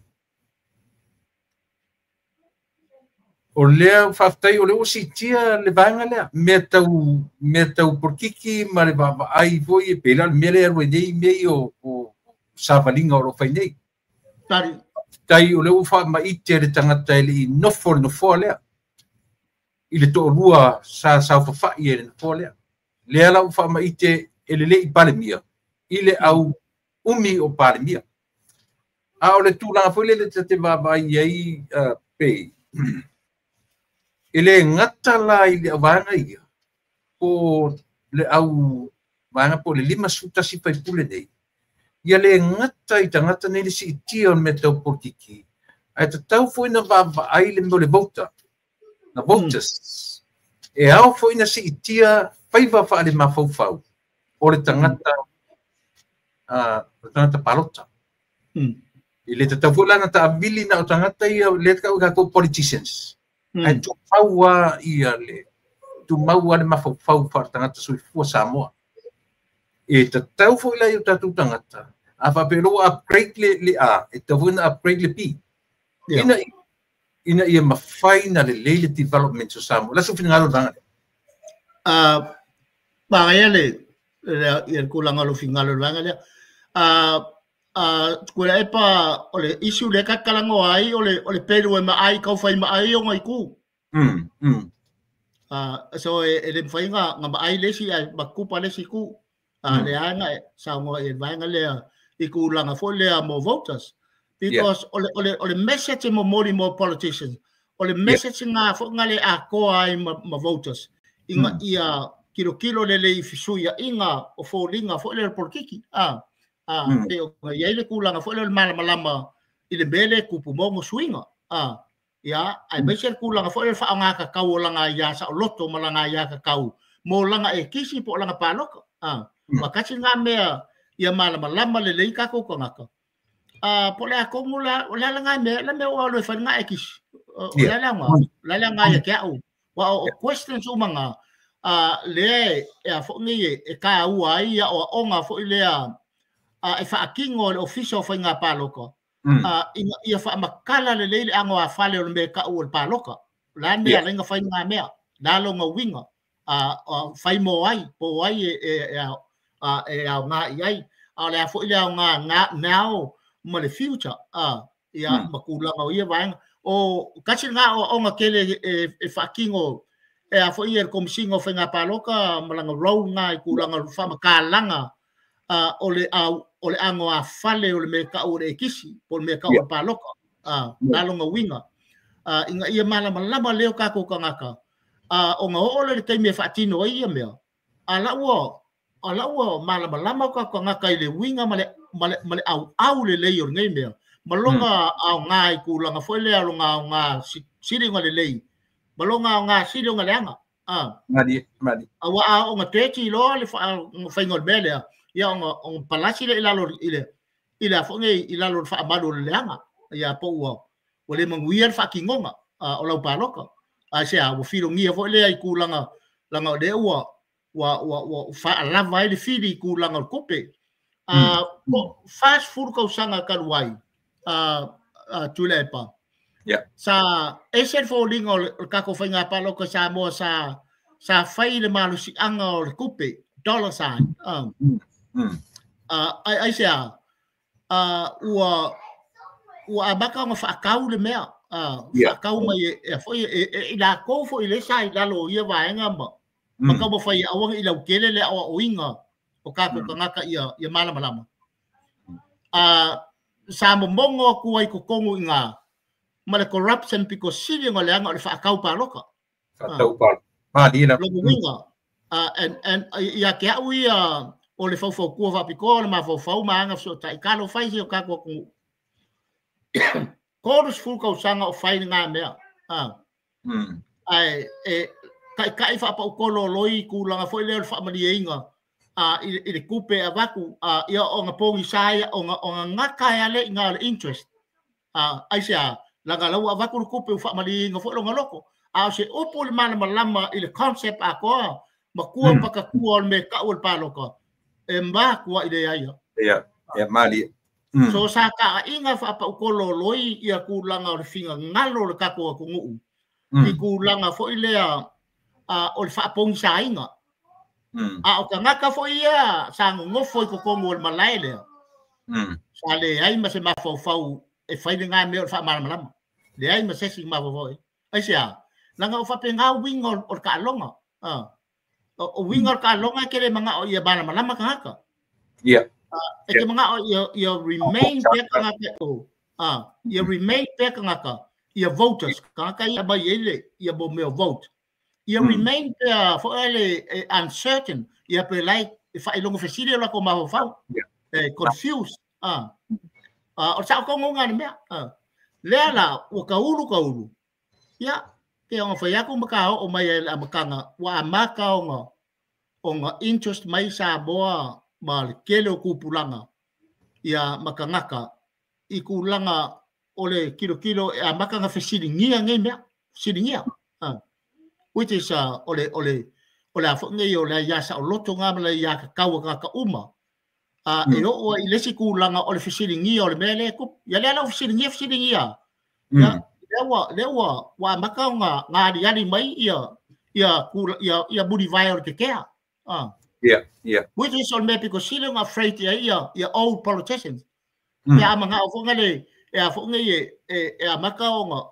ngadi ali mai budi vai o te kea ya ke o kulesi ke mi wadi ali mai si vai nga o te kea o le manguia ya le la fe ye vai nga le wa ngai ba wai ya ai finga kale le kulanga le ye o nga saka u kupe lua afe sfuluongo sa o ko sa mo fa kingo se pokalame ile official so fo balo lo inga wala dia mai en malo il kolu kausanga ma o malola ia walu lo ke inkalesi le ke ko el palo kale lua afe sfuluongo election le o ka vai ya o le papers a ko o ka vai o lo kilo le inga ia improve ma increase la knowledge ma le insight ile corruption dei sa mo ma politics ngau manga afu ngale o kele ku mama ku o manga o ke alu insight because ale alu I kokong ma e filo I meia e pisa ile corruption penka fu mam penka fu ngai mam lam afu penka ngai mam lam So I wanted to learn. I wanted to see the real inside of all the corruption. Yeah, the level of corruption. And makuafa lo kilo. All makua o final final view mal option. Samoa will take another 50 years to get rid of the corruption there. It's too much. Umbakwa ke le faul lai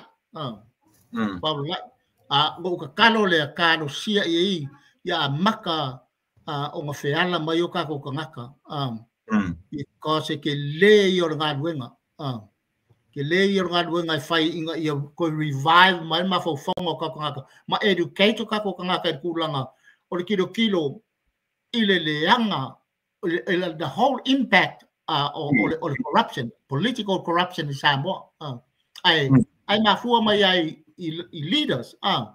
I kulanga ia male lako o lako mafofong ma lako langonga ma lako concept sama ngao inga ia whakau pela me la mga wai so ia maua pela mangu malo kaimi uma a fo ia dominate the power and authority ia makau mo fai fo lea ia continue pea ia mangu ia mo se vai o ia ma si vai ngala kiki ai a fo ngai ai ignore uma ia le kulanga ole mamalu le tunu ai me se ia voters ia o se ai ole kele o la ma kau nga vai kau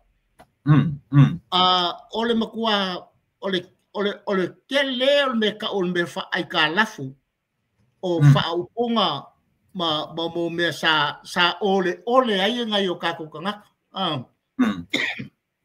ele ngakai ile fo ai o kupe fa kau ka ko pa lokai kupe ia ale ole me ila fo ia mambea laiva ai aku me nga fa kingo ai ele ise fa mama lama pe fa fe ngo fa ngame ia pe ole nga ia le ai manga ai ia continue pe menga makau lai pe la ko politics aga i vai nga abasale ku langa fo le ngai mai ia ko mo fai i fa le ia ku langa o economic development i Samoa ia ele kara fe ngai ma ele kara fe ngai economic development Samoa it will take another 100 years fo ngale amakai un ko kau fe loro mai walanga kako ele ka ko resource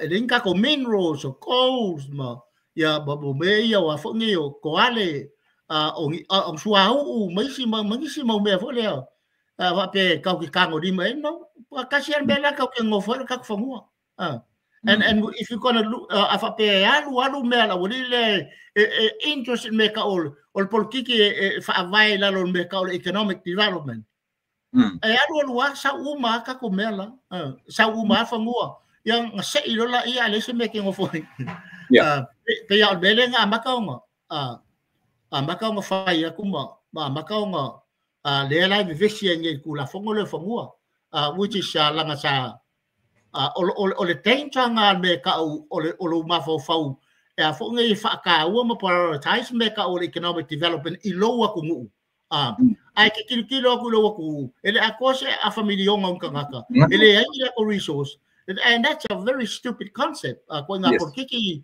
because silong fa valvalenga langa ele ka fe ngai male ku langa la yai ia le ku ngu ikulanga fo le o longa fasingo manga you know completely different kai yo ia se bangawo wa lu ake wala ku ngisi mo ngi aulo sa mo si swau ya ka fe lo mai ya pe bo ngai minerals wa ngi si me but what we have now ngai ka mai me ai mo fainga ave ku fai ka ku ka inga mai si but ele kai yo o ka ko yen menga but ole si ya fo ngi be sa o kain side kulanga fo na vai kaimi ile ingowa fola mai sa mo is now o le wa ese bale kulanga fo ile o aku ma ki vo le wa lunga o ma lunga me ka o development country that's bullshit ile ka yo yes mo but that's political talk inga uya fo le ngai mai ma fo fau ka pe o sorry mangai me ko inga lo fai wa mama but that's manipulating talk ini so ini kai pau mele mga umia on mele ka ngong yen mele ngi o lewa maka ka ko kikilo ko o lewa yele se leader interest malanga vaenga inga ia fai me ka fai mo le develop mayo o ngaka mo from behind from the back from behind fa pengan ma fo fongon me ka ole politiki ole politician sa mo ole ye ko farmer fa ukanga ole ka oko ai yer kulangan malama le angwa fale male au me ka ol sa mo politics develop from the back which is le ka we ke ole le me le ya fo ngi fola makala ia ko el fast o le meka o le social and community development. Yeah. That's our politics. Ai la se leader fai el menga so be o leader nga ko fa ka wa ama losi lo ku pe ngo ve ama losi ku il community ma ainga ele woli al ma lola government of the day ele woli. Yeah. Acha la was staple la on kangaka wa ande bo ma lo I ngat wenga I al ma lo I na so pe I fai development ma lola kon be ko il government. Ai all politics Samoa. It's all about his people and families. Yeah. Pero fa baba kule vanga le. Malo fatai pe jole vanga le ta no ia. E moni au ua loa tau sanga o lea fui vanga. A pe o le la ko ale take o le economic developments. Yeah. O le fausia o le landscaping o mea te tele ma mea fe I lafi. Ai, o I tasile mea na u peina ua ngai e tue na po. E fia la I le pui vanga I mo mea ka o big projects. Ia po madunga te tele nei. Langa it's all about money. A ua fo I pea latu o le grant. Pea lua tu po le arto inga po mea lua tu ali se le ni tonu. At the same time, o la toe control, e uina control la uma la ko le marsianga o le power, money wise, maua la me kau economic development. At te o lola le social development. Ia po le tau whai ati na e mai le apoi, ia ainga. Ia, teipe le me fole le o le tau tamnoa na po le vanga leta ua le afoi. Le World Health Organization. Le ho. Ioi. Le na maua e muri Amerika.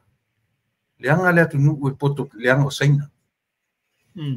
Oa en. E lai titia se la to tupe o le tu tonu organization ia. Wa foi e loa. E le maua to se la to mea. Se la to mea mama. Ai fia la avela tu tai miliona biliona ia tnuia langa e mawai la tu me mai mena mo ko foi mele ile mele mai so fina ngalo le wa ta wa ai le pionta fa la utilina le ese senga o le va ai alle foi alle HRPP e fai ai mo la tu musa meni o big projects kanu ngate tele nei e tau te tilo ia I control, tātou te tilo ia I le mea tau, tau se leni mea tau tupe, tātou te tilo foila ia I le a fianga o Samoa. Pe ale mawhai, pe ona e tau ele, Samoa e muti noa le ni resources toi pei pekai mea. Le ai ma se resources toi pei pekai. Na whau lola ia le LGRA 28. So pe ma ne fo te tala no melia ia aua lava nei salua I lalo le kapeta melia yo isia nga ile ai initiating al tu la fono na initiate mai el ADP malato e ana tu pe e avatu I Samoa o le popo lenga their concern ia aua nei lai loi le ni ia fo ele ni resources Samoa pe pack meia au pau ala me vai o ele Samoa le lana lola ia le RTRA o 8 ia si tata no pe a me fa no tele mai lo sunga li tulanga le o le senga o le economic development ia ma le social development e au ona malam lama I lu tatu nu io e fa ale mafofau I faivo le mafofau tatu nu e au taua ona manino ma malam lama ia I mea uma mea ne manfanot tai ko le pa o le philosophy ale human being ia po le me ka o le ko fa mangingo fa le kangaka soifua ka ki kilo le fa upunga le ele ai ma se mea e kupu fua e alanga kupu I ai le mafuanga nothing happened in a vacuum. There's always a reason. Ela yung fai I se mea. O philosophy langa. Kau ke kala, kau ke nga ia kako whakawa I ngalanga ia. O ngai maki ai le soifuanga o au kongu, mau plan, mau fuafuanga. Fai anga I melea, a kakalangola I melea o kilo. Inga ia fai polo keki ke kele. Olai malama lei ia politicians sa Samoa, a mese ia le bainga lenga, ngau mako ngai la ko foi fai ngamalo. Mai ko su ko sanga. Malama lei e yei ko pakakua, e yei consequences o me ia pe a fai kangi kele. Kulanga. O kupe ia e fa'alala ku I fafo I kulanga fo lea o mo meo o whamanguyanga whaale kupe. Se ava kuala o example ke lea a whongi ka uan mele. Sa o yei le kausanga ngā lua fe surko lua ngā I le suru fiku. Deka ora le whangalo ngā Samoa. And I was also a member of the committee for lea le human right. For the advisory committee le human rights Samoa.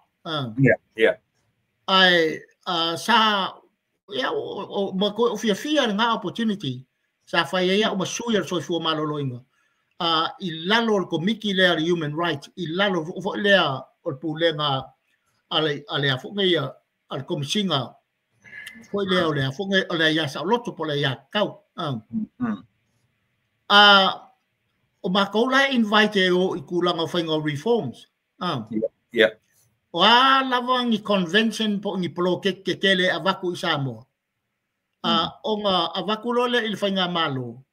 O nga whakongu lola I o kulanga whaile ilo I o kulanga whaile o mea kakao o whakingo. Inga ia whamania I ngai le polo ke kele avaku. Ai ko kongu la nga polo ke olo ye male afifi male package accord ke le yo kupe.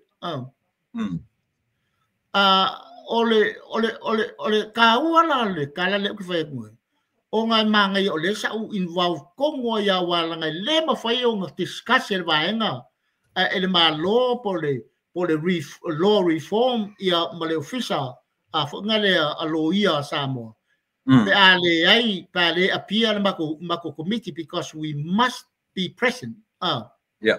Ikulanga kirkilo fo ile ia ingo conventions ia ambai se fau kuanga al mako committee ole fo ngi ole Samoan Human Rights Committee advisory committee ia o ngalenga o se example pe kusini ka mangai ngai mal bai ko nga kelo convention ia vaku ela ko mer package nga ole wale wa sakiri kulanga polo keki kele o lesi ango a fale ako mea leo convention man mele la fayet discussion na Samoa mal be avaku convention pole UN pole WHO ia po waya ngisi kampangi kele ngisi organization kele la langi lai evaku kupe ngai fai polo keki ngai makua mau far ke le ocupe involving a me fearful million ai ole nganga sa umaka wingo sa avanga ke le mafo fau kako leaders kako kai inga ia fa bokul me le ia fa bokul package le fai ro maka penga me le manga o mai ma ave ro ya o ngalang na mawai makuwa vango mawai amesal o vango ko se ile yola ya ungame wa fi we fai mel sama sangi ai makuwa yo fi ngau ma question ile ba fai nga ai sia langa lawo ko mo fai fo ngale e fai le mela manga o mai o ai o ki ako marifa avai o samo an fali o ka ya angwa fali o ka ko fa avai ko ngambela nga ua mangao le kupe ai sui umai le fainga ka ko mea inga ia kala fia ngai ban mele manga mai ia fa foyo either UN or WHO or big organization mai si me bank ke le ila ko project le fa ka ko Samoa so it's all about that money ole power nga me le money ese leanga de ki ofo ia kuri ese Yesu le li ngala ku malaka kupe sorry ave menga o le semenga and even Yesu le ngafai mai vo kale ia money is evil or evil ele associate il fale le ku menga menga le lo que sala ave ia so that's a classic example mele le kala ngoa ko ile danger mel money money is a real evil ile langi akoni e fale nga o ma attract ai vanga ye ma fo fo ka te ni ka ni le lai o ki kala ngoa ko me ya e como faira ka ko samo inga ia fit in le kulanga o le mele manga o mai o ai le ka kai kara fe ngai mar fa vai o ka ko makulanga fa vai ma le o langa ma le world view o samo ma le way of life samo o nga ya lo manga o ye bo bal package le mali so ole sa o nga me and that's ole concept nga for le politicians for le e fau ile dollar sign longa langa politic e makwa manga o i kupe no matter pe a fai ngai on kangaka pe kupu se fala lave le consequences se me pico sili on ba kanga por the impact le anga mo kangaka he doesn't care pa wan me mo mai me la pe folan melenga ka ko o mai fanguan melenga ngao ya and that's exactly what happened or kawa ngau mai a kangaka fo le malako checkbook malako kulanga kupe e mai fa la mai luma ka ko politicians va vele also ai le mafau fau ile consequences por kua pa kua mengai le ai nga fai ma le lo ai se ua attract kele ile kupe and that's a danger of politicians for nga o le lako angoa fale po le lako amangulauki po le ngavakau o le money it's economic development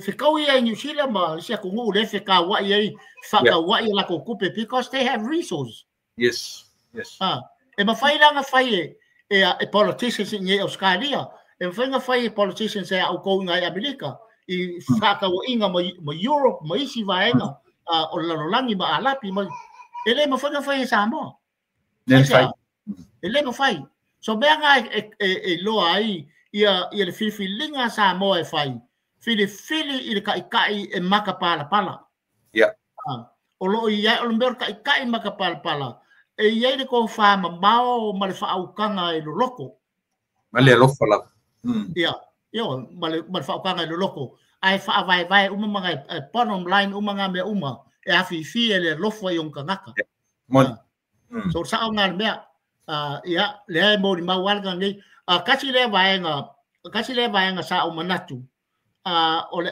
o ia ile kulanga fo ile o le ilo ilonga ole kula fongo le LT over wait e fo ngai sa o mangakua o le priority nga al fainga malo le o ma ko ngai mo ia le ko fa le kong I fa pe leave that as a priority lo wa mangaku ele kala ngoinga ele reforminga ele se reform ele se au kanu nga power me ole kongi sami io la kole kongi sami because ele kakau o nga o sa mo operate mele ionga ka mai fangua ele fa ku sa ka ku fangua isa ku nga sia ka ko mai fangua lai and even for ka ko fangua lai ai ua fecus full pasenio ka fangua la wa lalo ol malo yes e fai asi you know e fai asi le anga kele asa mangaku ile afonga i fanga malo nga bo ia ai ele a fainga le a ko fo wa il sa a ko ngoi kaulu ia kula mai ia fa wa le fast a fai ia o kilo le vainga le awal vaenga le kau nga bakwa kia I umai fafo I kula fongo nga langa ita o kula fongo is very dangerous for our people awal kaimi ai ya fonge allow ai ma encourage ai continue pe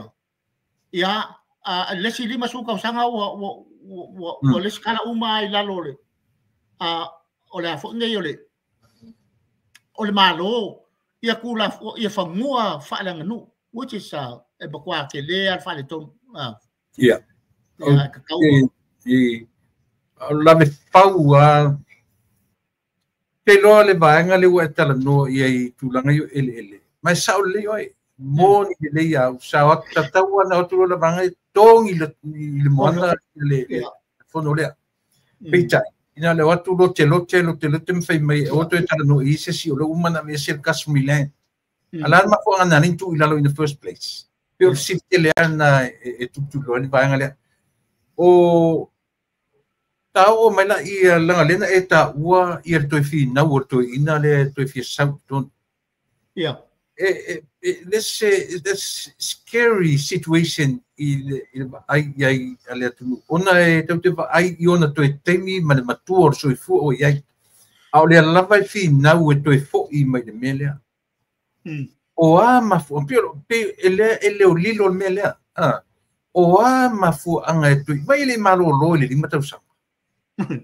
le I malo lo o le la fa matala mai le tatu ai ma no fo nei te ba ai fa le ma fo fa wa atara no mai te ba ilo na io na fonga ele pula le mai o lo la verto ia le me le lo tu o le popo lenga le ia I lo le tu fa ma fo ia o na to tu lai mai ele to ia ni ma fo anga te tau no to fo mai o le atam fa ia fua la uva ai I lona soifua ua matua o lona fina winga I le 5 tausanga I oe masiona lona health ele o toe I ona fonga me umala pa pena ele o toe tala fengai a fai toe tula I mai to ina lea o te taritonua I ai le va ai pei le asili atu le anga le atu I meo le atu le mai isia langa o le la sau male winga tinga le o tatu vai temi ta amilo take lava tangata to tasi so o langa la I foi mai le ai se me le leias ai fa tino ai lona ola tau I masui o tu la mai I le 5 tausanga le a fa longo me la sa mo ta fa so el picture a me sa fa so fa na fo fo ia ile na to ina le pesa ore na to fo wa uma for langa na fe me to fi fa fo sa mo filemu wa le filemu sa mo ona ia ele lo te kerlo na fa ina ma no fo filemu me la le sa mo o le no fo le to ina fa oso tu le me e foi xa ele o no fo le me tu ila popo ya le wa ta ua le to na to foi mai la o tiro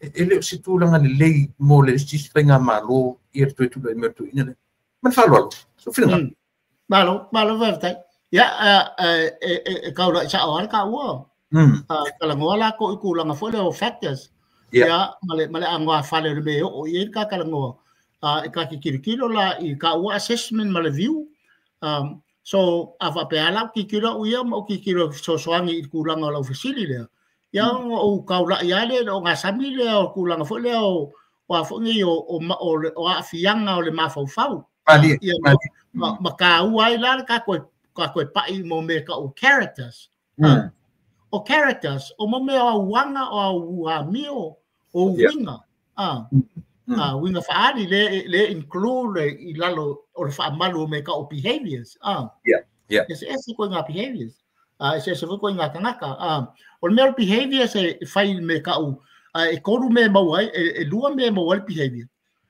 o ma fau o langonga ya malau action Nga o mau le me ka o behavior po le anga. Ele ba fanga ke o kupu mai se behavior. Pe ale se ba fo mo. Pe le ai foi so le ngonga. Wa o fa kai ka inga fango fie. Pe o lai ke fia ai ala skurimi la ki kiro ko ia le sa okupe. Ya o nga kuinga nga wale ia fo le ke fia tastinga e ke feelinga fo I lo le so madio la skurimi. So ponga sometimes either you can afford it or not afford it. Lua la me kupuinga kangaka affordinga wa fa ka mala ka skurimi sa fia lo winga la me lo kupu action na kupu po la bi lo u fia le nganga ale ai se be fo ga le kupe fa ka wai ke wa lu se me la skurimi les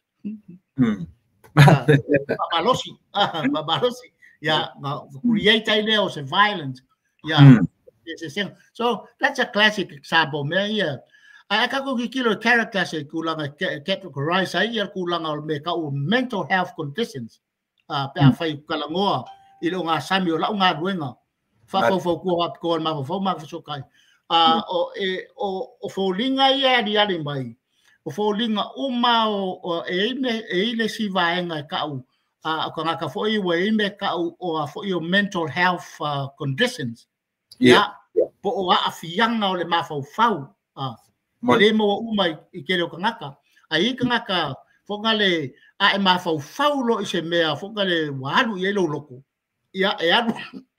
adu fo bolo la ngonga malo malos bolo ngau inga ia mau classic example kulanga fo kangaka le o mau I me fo ia le fo ngi o le violent mau me fo ngale ko inga behavior fo le bully bully lu solo ko haka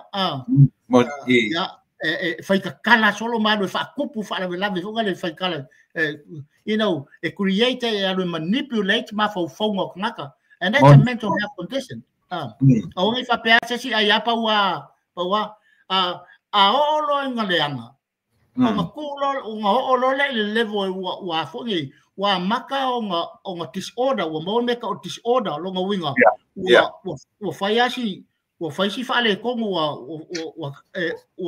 onga tulang onga le kiki o fai o pe o kau serious le kiki ya fianga nga onga create mai le o le mele ka o ila le si vaenga le ka o le fo le multiple personal disorders the multiple what feel ngia winga fo ngale I include them bullying and violence all the category or the narcissist or example a narcissist o kanga ka fo kwa imanga o lava manipulate kanga ka uma wa sawa ia ka ni uma that's even worse that's a worse part le lai o ai le kulanga lai le fa ali mai I si foi kai ku nga ia ku pe o Hitler mai si leader so langi sa boa fogate te o fogale well known narcissist ma kwale fi ko ilalo right or wrong la fa pe ala ko sa alang mele fai leo ka ko ba I ke min ngai pe absolutely so now o le well condition ka o narcissist wale manga o fi ko ilalo sesi o kanga kala wa penga e manga ala ko e fo ngai ia fai ale mele manga o for the other consequences right or wrong he doesn't care so melanga le ila assessment la professional assessment and that's what I'm seeing now menga le fa kwai is your characters le u fa alia ku le tu mo kalango kwai kilo ko I me wanga ma mionga ma afianga fa le ma fau le la ka ia u go le la fa ki ngoi lo pa loka wa fa pe ke ai ku I winga ia le u sau ngai o le ma fainga ka ofi o manga o sa o ai te bi uma manga o bully ka ngaka in any way kala fela wai ya fa ko ilalo kus lima fa ko pur kala so do we want a leader like that or fasili nga samo wa leo ka ko de la wa fasili mai leo wa ka kau nga mala samo ile is a single character fa ma fo fau manai awang ika inga se selo ma fo fau iku langa o kele isi ka ia narcissist ka ia fa pengala ko wingo ole poco e fai mea e twist ile ia ku langa fa makalanga inga ia ko singa mai ai ia me followers okay but it's all that's all the tricks of the political game pe ngo fa yaku elefia malo lo se longa lava woki malie lo well even most of the narcissists se longa woki for ka uma he or she will go to the grave ele manga o sui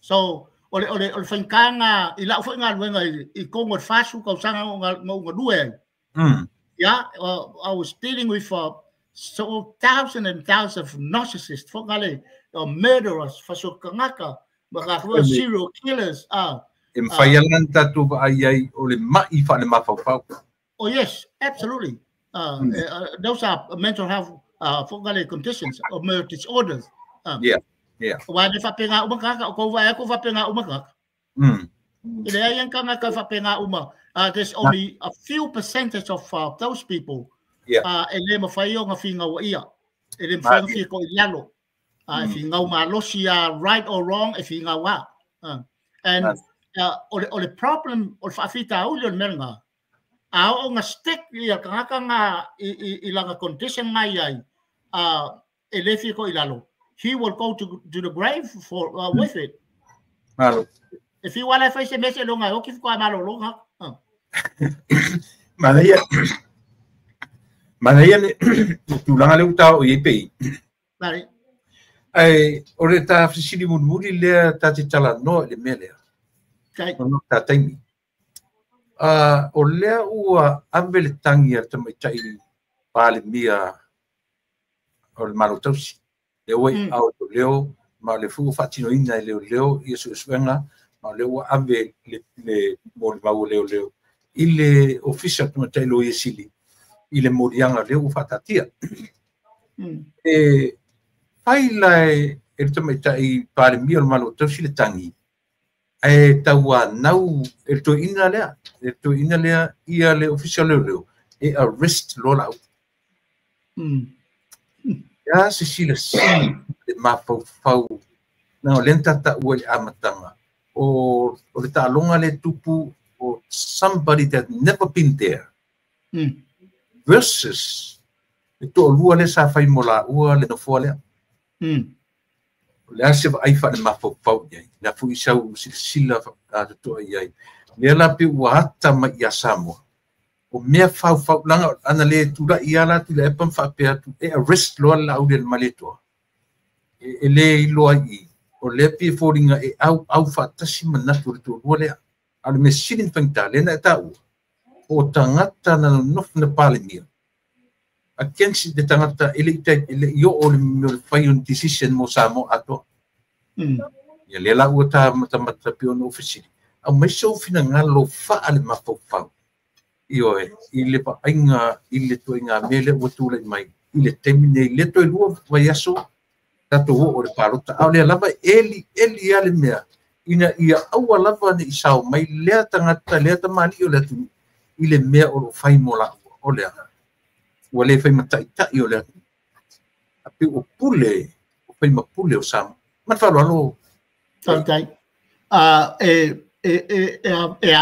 fongi e ku mo ku kusa ke le me yang ka ka ngo nge ma ka la yang le ofisili le e fa va se ngai ku la nga mi onga ma fa fonga ma ngonga ya me se aku la nga behavior ma fongi ma anga le ala e pe on ka ka ngo ma ka o ya il pat le o ka nga ka fi ngawa o ngai mga o lawa I ngai awanga I malo sesi kangaka ilanga whaingau. So o symptoms nga po o aunga nga me ka o narcissist. Ka makwa le mga o avi ko lalo. And kirikilo ko koru lea. E ko lua kangaka sa whaipoipo ko fu ko sanga. So la relationship mala kulang la thinking mala feelings kusalelei o mau ku fo I la mafka ngai kulang o la fongi o le political relationship I kulang al vainga lea so long winga la o le o mau le avango kai mingai when they see afapeke for example kirikilo if they see the other side they see him as a threat. Yes. And that's a very key word. If I mayo narcissist, po kakafonga manipulative, manipulators. They can use that tools. That word. Kirikilo aku officially la ua po question the authority. So they can see that person as a threat. O se kanaka o se fili. Lalande ki mga fako lalod fi le fai de fili. Ia awa nga I malo le fili. Langa ke uba lo ya oi. So le fili kuso le fili ya oi lo mga. O nga ke ika ia le mela la kupu la aya kwala amang wia. Le la ya le ma.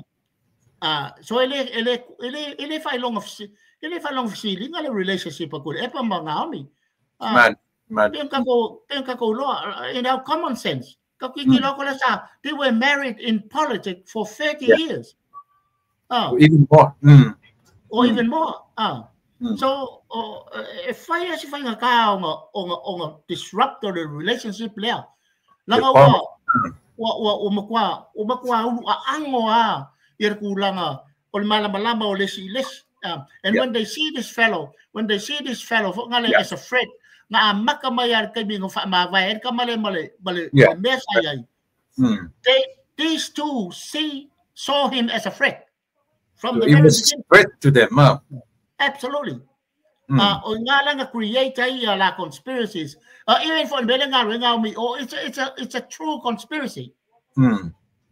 Ele se me nga fai nga mi nga fawa kwa ko dole mal plan yai le kai me fai fa buka la foi le mal angal kamale you see what happened ma o ar kai me la kamai me fo le vai kwa la fai nga makolonga move inga ia convince ala udi inga ia agree mai nga kikadia inga le adu from school which he did lenga mali ila udi lenga mali ila dia vai bolo ngala bongo wa menga ke le sa oi le kako le pole le falangi ngala le ave yang au mi kemi she is an opportunist os kanga ka susu ava ngo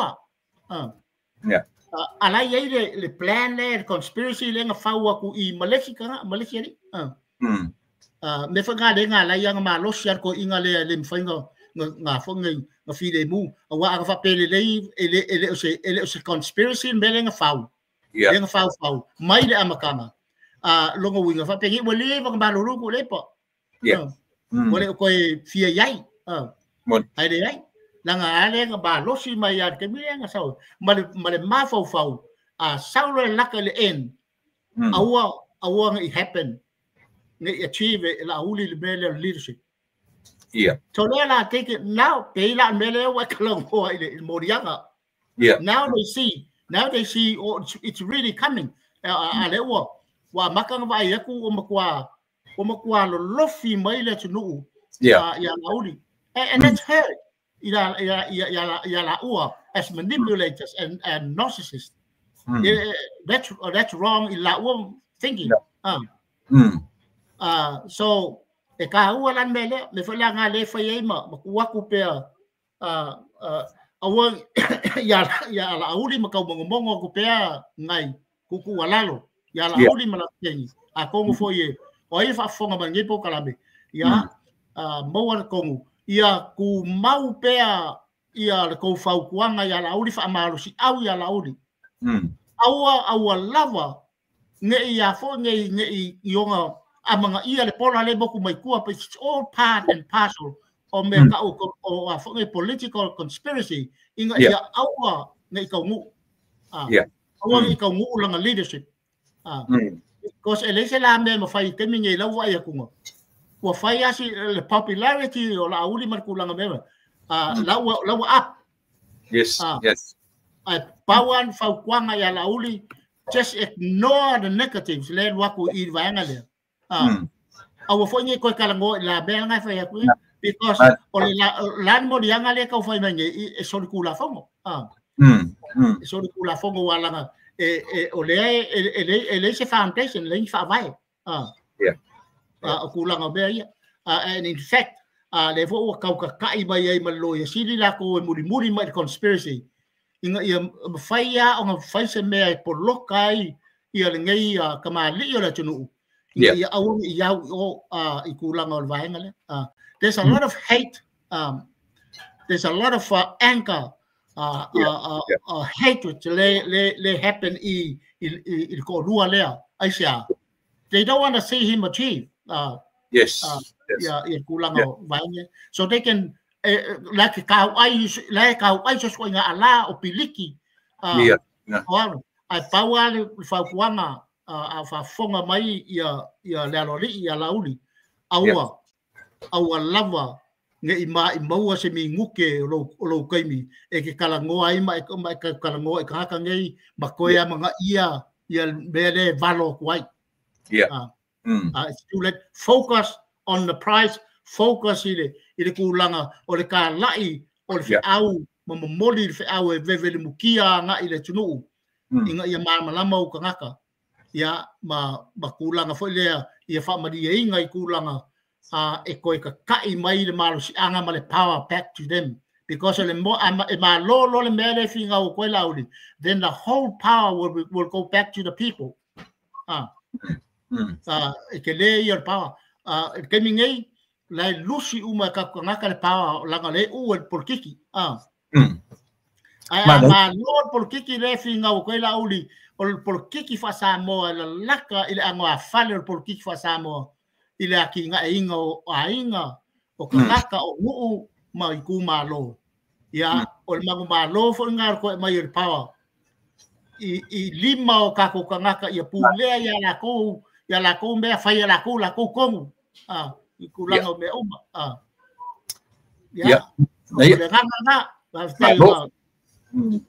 fa te tele mo fa so ta ngai muli an mele fa uma I tata no no tata no I lunga politicians no tata no le lau te lenga o ilato e a foi o lo sa ilia ta I o le tu ai ta pai uma ela I le la se tata la ambe I the audience that it tala noa I voters I lato e fatino wai ele faina fatino ina leadership ele e no ma voters ya la se tapa ai ma ambe se faina se ni ta atio ta faina fa al ma fo fau I tangata palota o tatu watu o fea falala iai o fea faia matpoto Ia malalofa ia loa filifili ia se vaenga e loa moni le alofa I le atu ia fai mai o ta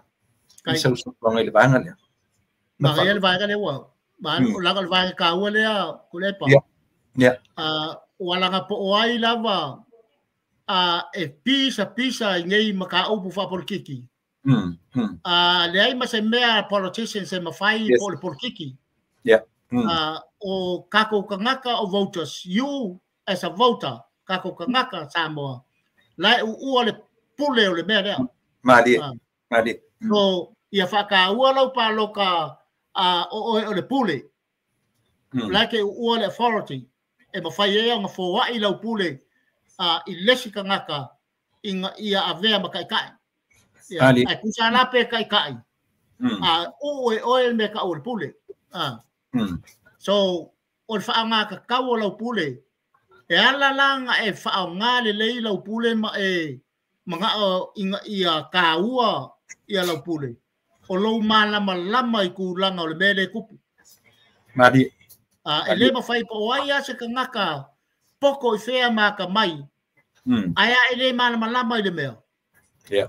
Ya o siri akwa siri ala le ku. Sa fa rai fa long siri. Wai e mawhai o nga e mawhai o nga e loa le mea. Yeah. Ese upu nga e lua o le loa ma le malama lama. Fa pe ke loa le mea. Good. Ya ai sili ya ko kawa ia lo malama lama le mea le wa e do. So understanding is the key.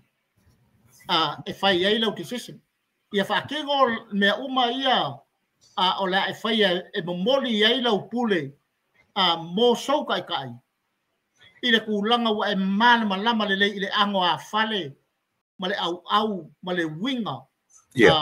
O le mea de fai. O le ka o le mea de fai mo oe o ka ngaka sa mo. Mo oe o ka kai o ainga. Wai malama lama le lei. Wai malama lama I a fonge I a fianga. O whaamanguyanga. O a fonge weda pe whaamanguyanga. Fo lea laka mai pe whaamanguyanga ai mamao. So o mea ngai fua I elo malama lama I mea ngai. Mesa anga wakau kilo si sili lei. Ko anga I makua whaalongolongo ngai anga wakau. Aua ngai ka inga whaapau loi kulanga o les ka ngaka ia lau pule. Mari. Ka whaanga pele upule. Awal whaanga upu paloka. Ia whaanga male ka kau lau pule leke ua. Nanga e rua koe pule me ia. Ia o nga ka ua le ia ke oe. Ka ua I lau ainga malau whaangau. Ka ua I lau nguu malau kumalo. Ia e maise fo I ko e kalesia. Mari. E ke kilo mai malama lama le lei. Awang I ka inga kulanga o finga ngalo le tunu I kulanga o ngai me o whainga a inga. Po o ambe I malama lama le lei ka ngaka. E momoli mai I le au e lofa I le lumanga I o lau whangau maki nga e mai oe ma lau whangau I e manguia mua. Mari. Manguia mua oe wa e maua I le kulanga o whamanguianga a mai sa le everyday life. Yeah. Le aso kai kasi, le aso kai kasi. Ya, e ke kilo la I vaenga le momoli mai ai. Le fo ye, walanga e le kau o ia lau puar ka mawhainga, le o kou whaafofonga I ango a fale o a fonga yo, o mangulau ki ma mombeo a rawa kaule a wak. Ya, ke le ale e se senga. Ke le ale e se senga. Ai e kaunga I marama lava le ia I vaenga lea. Ya, o nga maua le o lo finga ngalo. Ya e wha ngā le lei lau pule o ngā kōlo leo lau pule I le wha ngā ingo lau palo. Ar ka ua ngā le melea e mori a koe fo se wha kua ngā pe o ngā o ngā sāngoa I ar kako kai. Ya, a wha koe fo I ma se piko amo la kou ma se kuku alalo. Ya, o le vai o le ko inga mai la kaua. Ya, e kuku waku I au kafa o lo maau. Ya, a wala walo finga ngalo. Inga ia soa le lei lau pule I kulanga I ko ai lau pule. E whakau ai ngai mea ka kouke. Ka penga ku iai. Ia, o le ngana ngā kule pa sosanga koe kari ngā vaina. Malo, whaftai tele ia mo le tau ua I teimi fu o le nunga lau pulu kalame. Ia e manona o le tā teimi whataina pei o manatua ta lama ta upuia mo le fiafi ai la fai patu langa le po le solulu o le stofi ni o ya o le stofi ya o le solulu au ia e fai ona fa wai ia le tam ta ia manisium ta upu le lumana ia wa la fita fa fonga le tunu o le nei ia fiafi ma le ta maftanga I le ua I teimi ia ua silia foi mea uma o na fola sia I luma mea ia ua lava fita fa fonga o nei ame uma tātou te whaia. O le malama anga o le atunu. Ia maua se latu whaanumanga le. mai nei fa so tatu te fai mam ta ku tatu te tala no yai o le lalo langi po i le nei ma le mele tatu ai tatu o polili size o ma me uma yai ase te o toe yo wa tam fai lava i le winga fa pukiki nei tam fai polili size me uma ai tate fa au ta longa i le aso tofi o verse fo o ya le atatu filo i le mas fo e matu nei e manoa mas sau no nga muli ia ma mai ni o lo faanga i lo ta atu fa fonga mat fa lo ta fa to fai ta kai aku lo sugar kai ya te a ngo fa yaku ele kai kua ma ko lo loko ku langa lo pa i o pa ia mo malu langa ku mau le ko ye se ya a ve fo i ke wa afe ai le akoa ya o fai le o lape o le ka ma fukanga ma ka fa kama soari inga nge yaso ale nga fa fikai ya fa fikai fa balol fa ko fa balol o sai ko kua ma o nganga ile tunu o pe o lo ai le kulanga o ko kua ai fa fikai sili mo le avongo wa dia o fa yaku ya ile mo fa yonga kari kwari mai nga avongo fa aulo ya e ku ko fo se vai ma se fa ka va ya o la wal kulanga o ye ma losi o la me mafai ya e kau mafai ai e moli aku pea inga ia fai masao o kulanga foi o kau mafai aku o sinei ko inga bai la kaua ya ai a fonye o le nganga fa vitai o le wa e sa mo ya la ave ia kulanga o ka mafukanga ia skofi ya o la look forward foi awa fo le ka ko fakasinga ya ka ki fa so ai fo nisi maka upo le ai ka penga mai ya o ye se ka fa so ai o le nganga fa vitai ya le ku mu malau fa fo anga i o kupo mo ngai ya e moli ya le nganga se ya malelili al kulanga le fa so nge yaso ai ya kilo ai kulanga fo le ngai kei ua vai mangua le kulanga o lau ka fa fonga ka po i samo ai se kala po seanga o le kau ka mali i lau ko sila walo ko fa fonga ya la fo ngu le ya nga fa mangalo ngai ko inga ni yaso ya ai mai se kulanga le o ye ya kulanga le malu sianga o se kala ya ai fa kele ma fa makala e ka pa usili ka ko matai sili ya kulanga ngai maka upu inga ia maua se sao le yaso ya o le nga fa vitai le i kulanga ngai mafukanga i lau sunga kule epa mai se kulanga o pulenga mar ko nganga i Amerika ya manatua ya ole a veloa fai e per ka ua mafuka ko mafukanga i le asotof i asotofi kai kas ya soifua mai manguia lau fafunganga sa boa ya manguia kaul manga ringi ya so lau sunga kule epa faftele lau fionga swafa ya ngalilele tua ya tatu emose filo ingel vai sfo ya asoifua soifua aso ya Samoa io mana ya le meole e pa o ese anota o se te mifo i ua sui fo i whalongo ma tango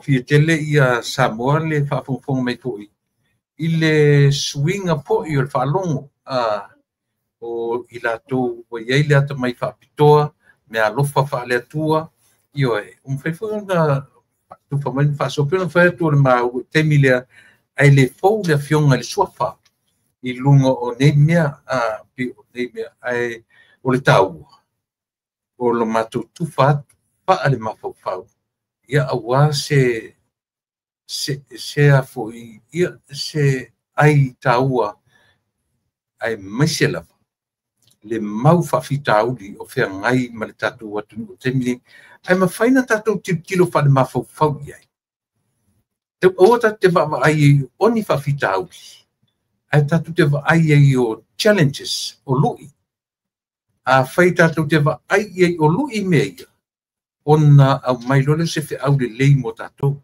ioe auani o tatou vaavaai ai o mo mea o faafitauli o ni gasegase o malo fa le tonu tele yelo mafufau i mei ai tau te va ai i ai o lu i o le olanga o lu i o lo fe ngai ma le sunga le auli le mari to ma ia matano ane o winga i me o le tangata e le fito i lalo wale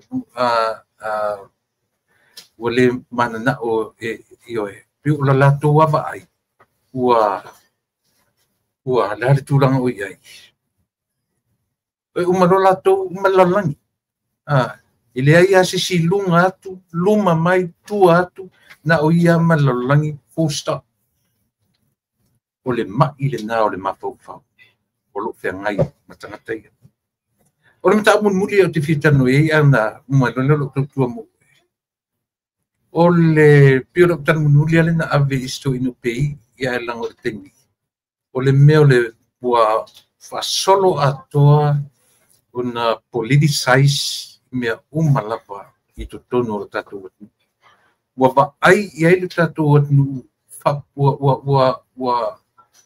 wa winga lua mea wa le loa i se tangata wa le loa i tangata na fa senga le moni ma se ma yo wa le faina tu ma vai le mese man mesa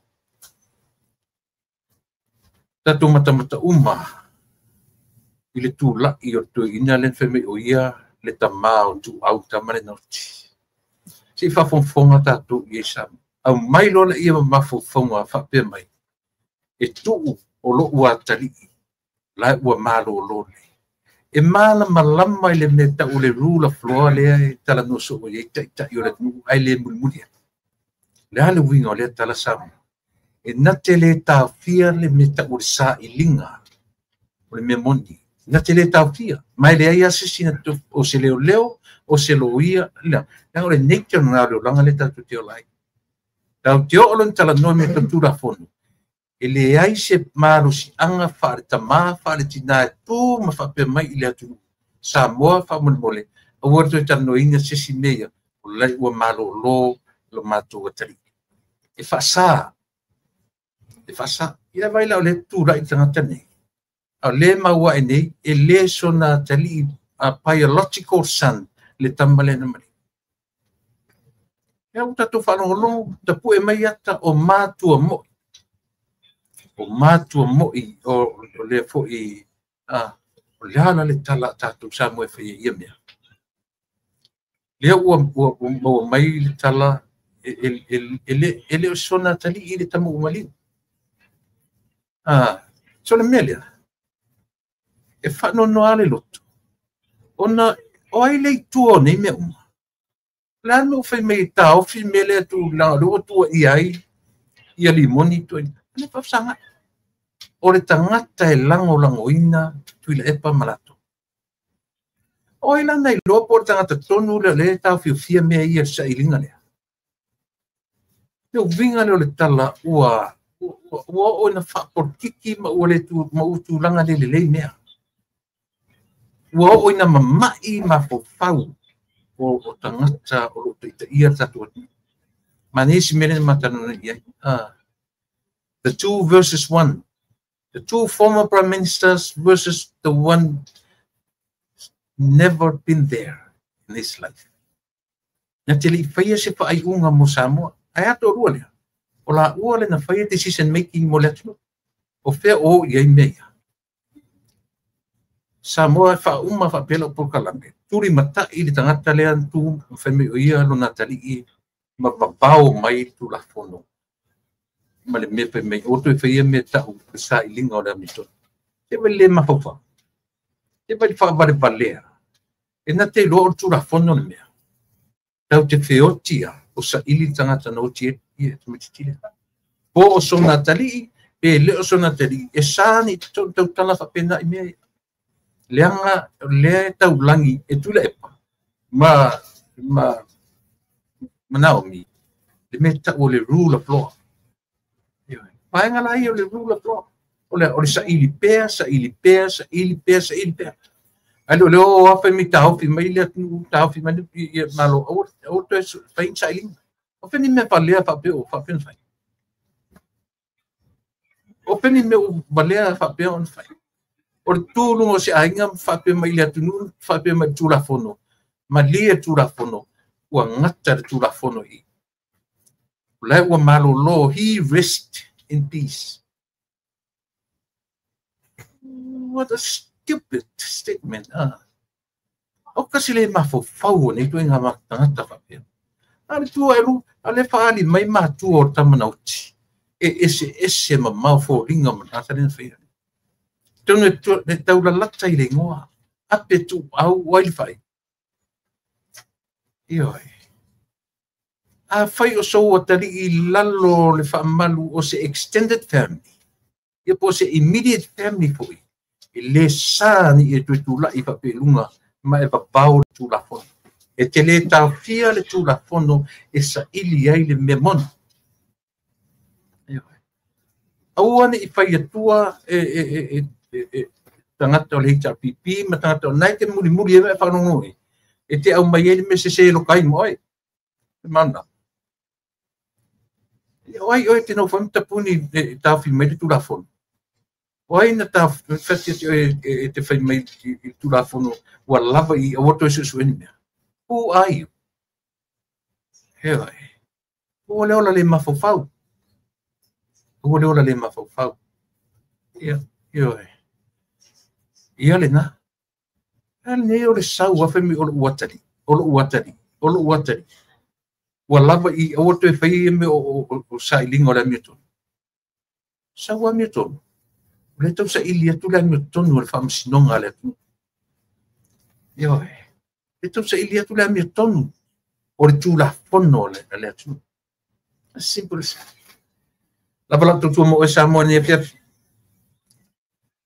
Pa te tele I la malo yo pa anga le la fai tu pa masanya le tatu por kalame ia le fiong al sofa le fiong al matua tau ia tau ili ia o ponga le ala tau wa fai fo I ma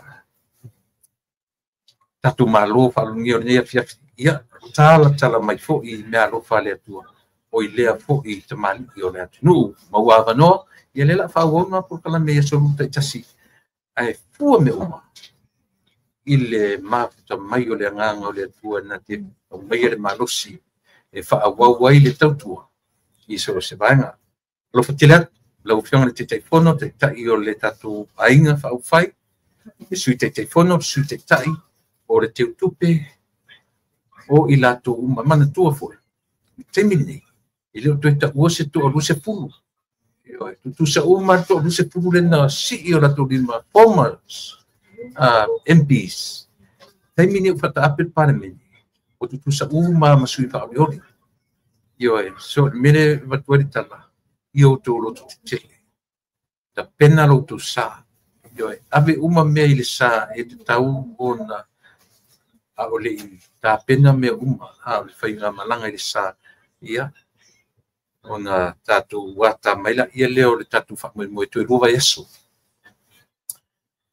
Manuia tele tu paiba, manuia lau tu sapalinga, manuia lau tu aisinga, talia le upuleu fai tuai, talia lau tu langa isia, wala no tu aisi le atu, tu teo male loto sili una maulalo, ia to mai le pule le atu. Lesa ta isi a eru lungar isu.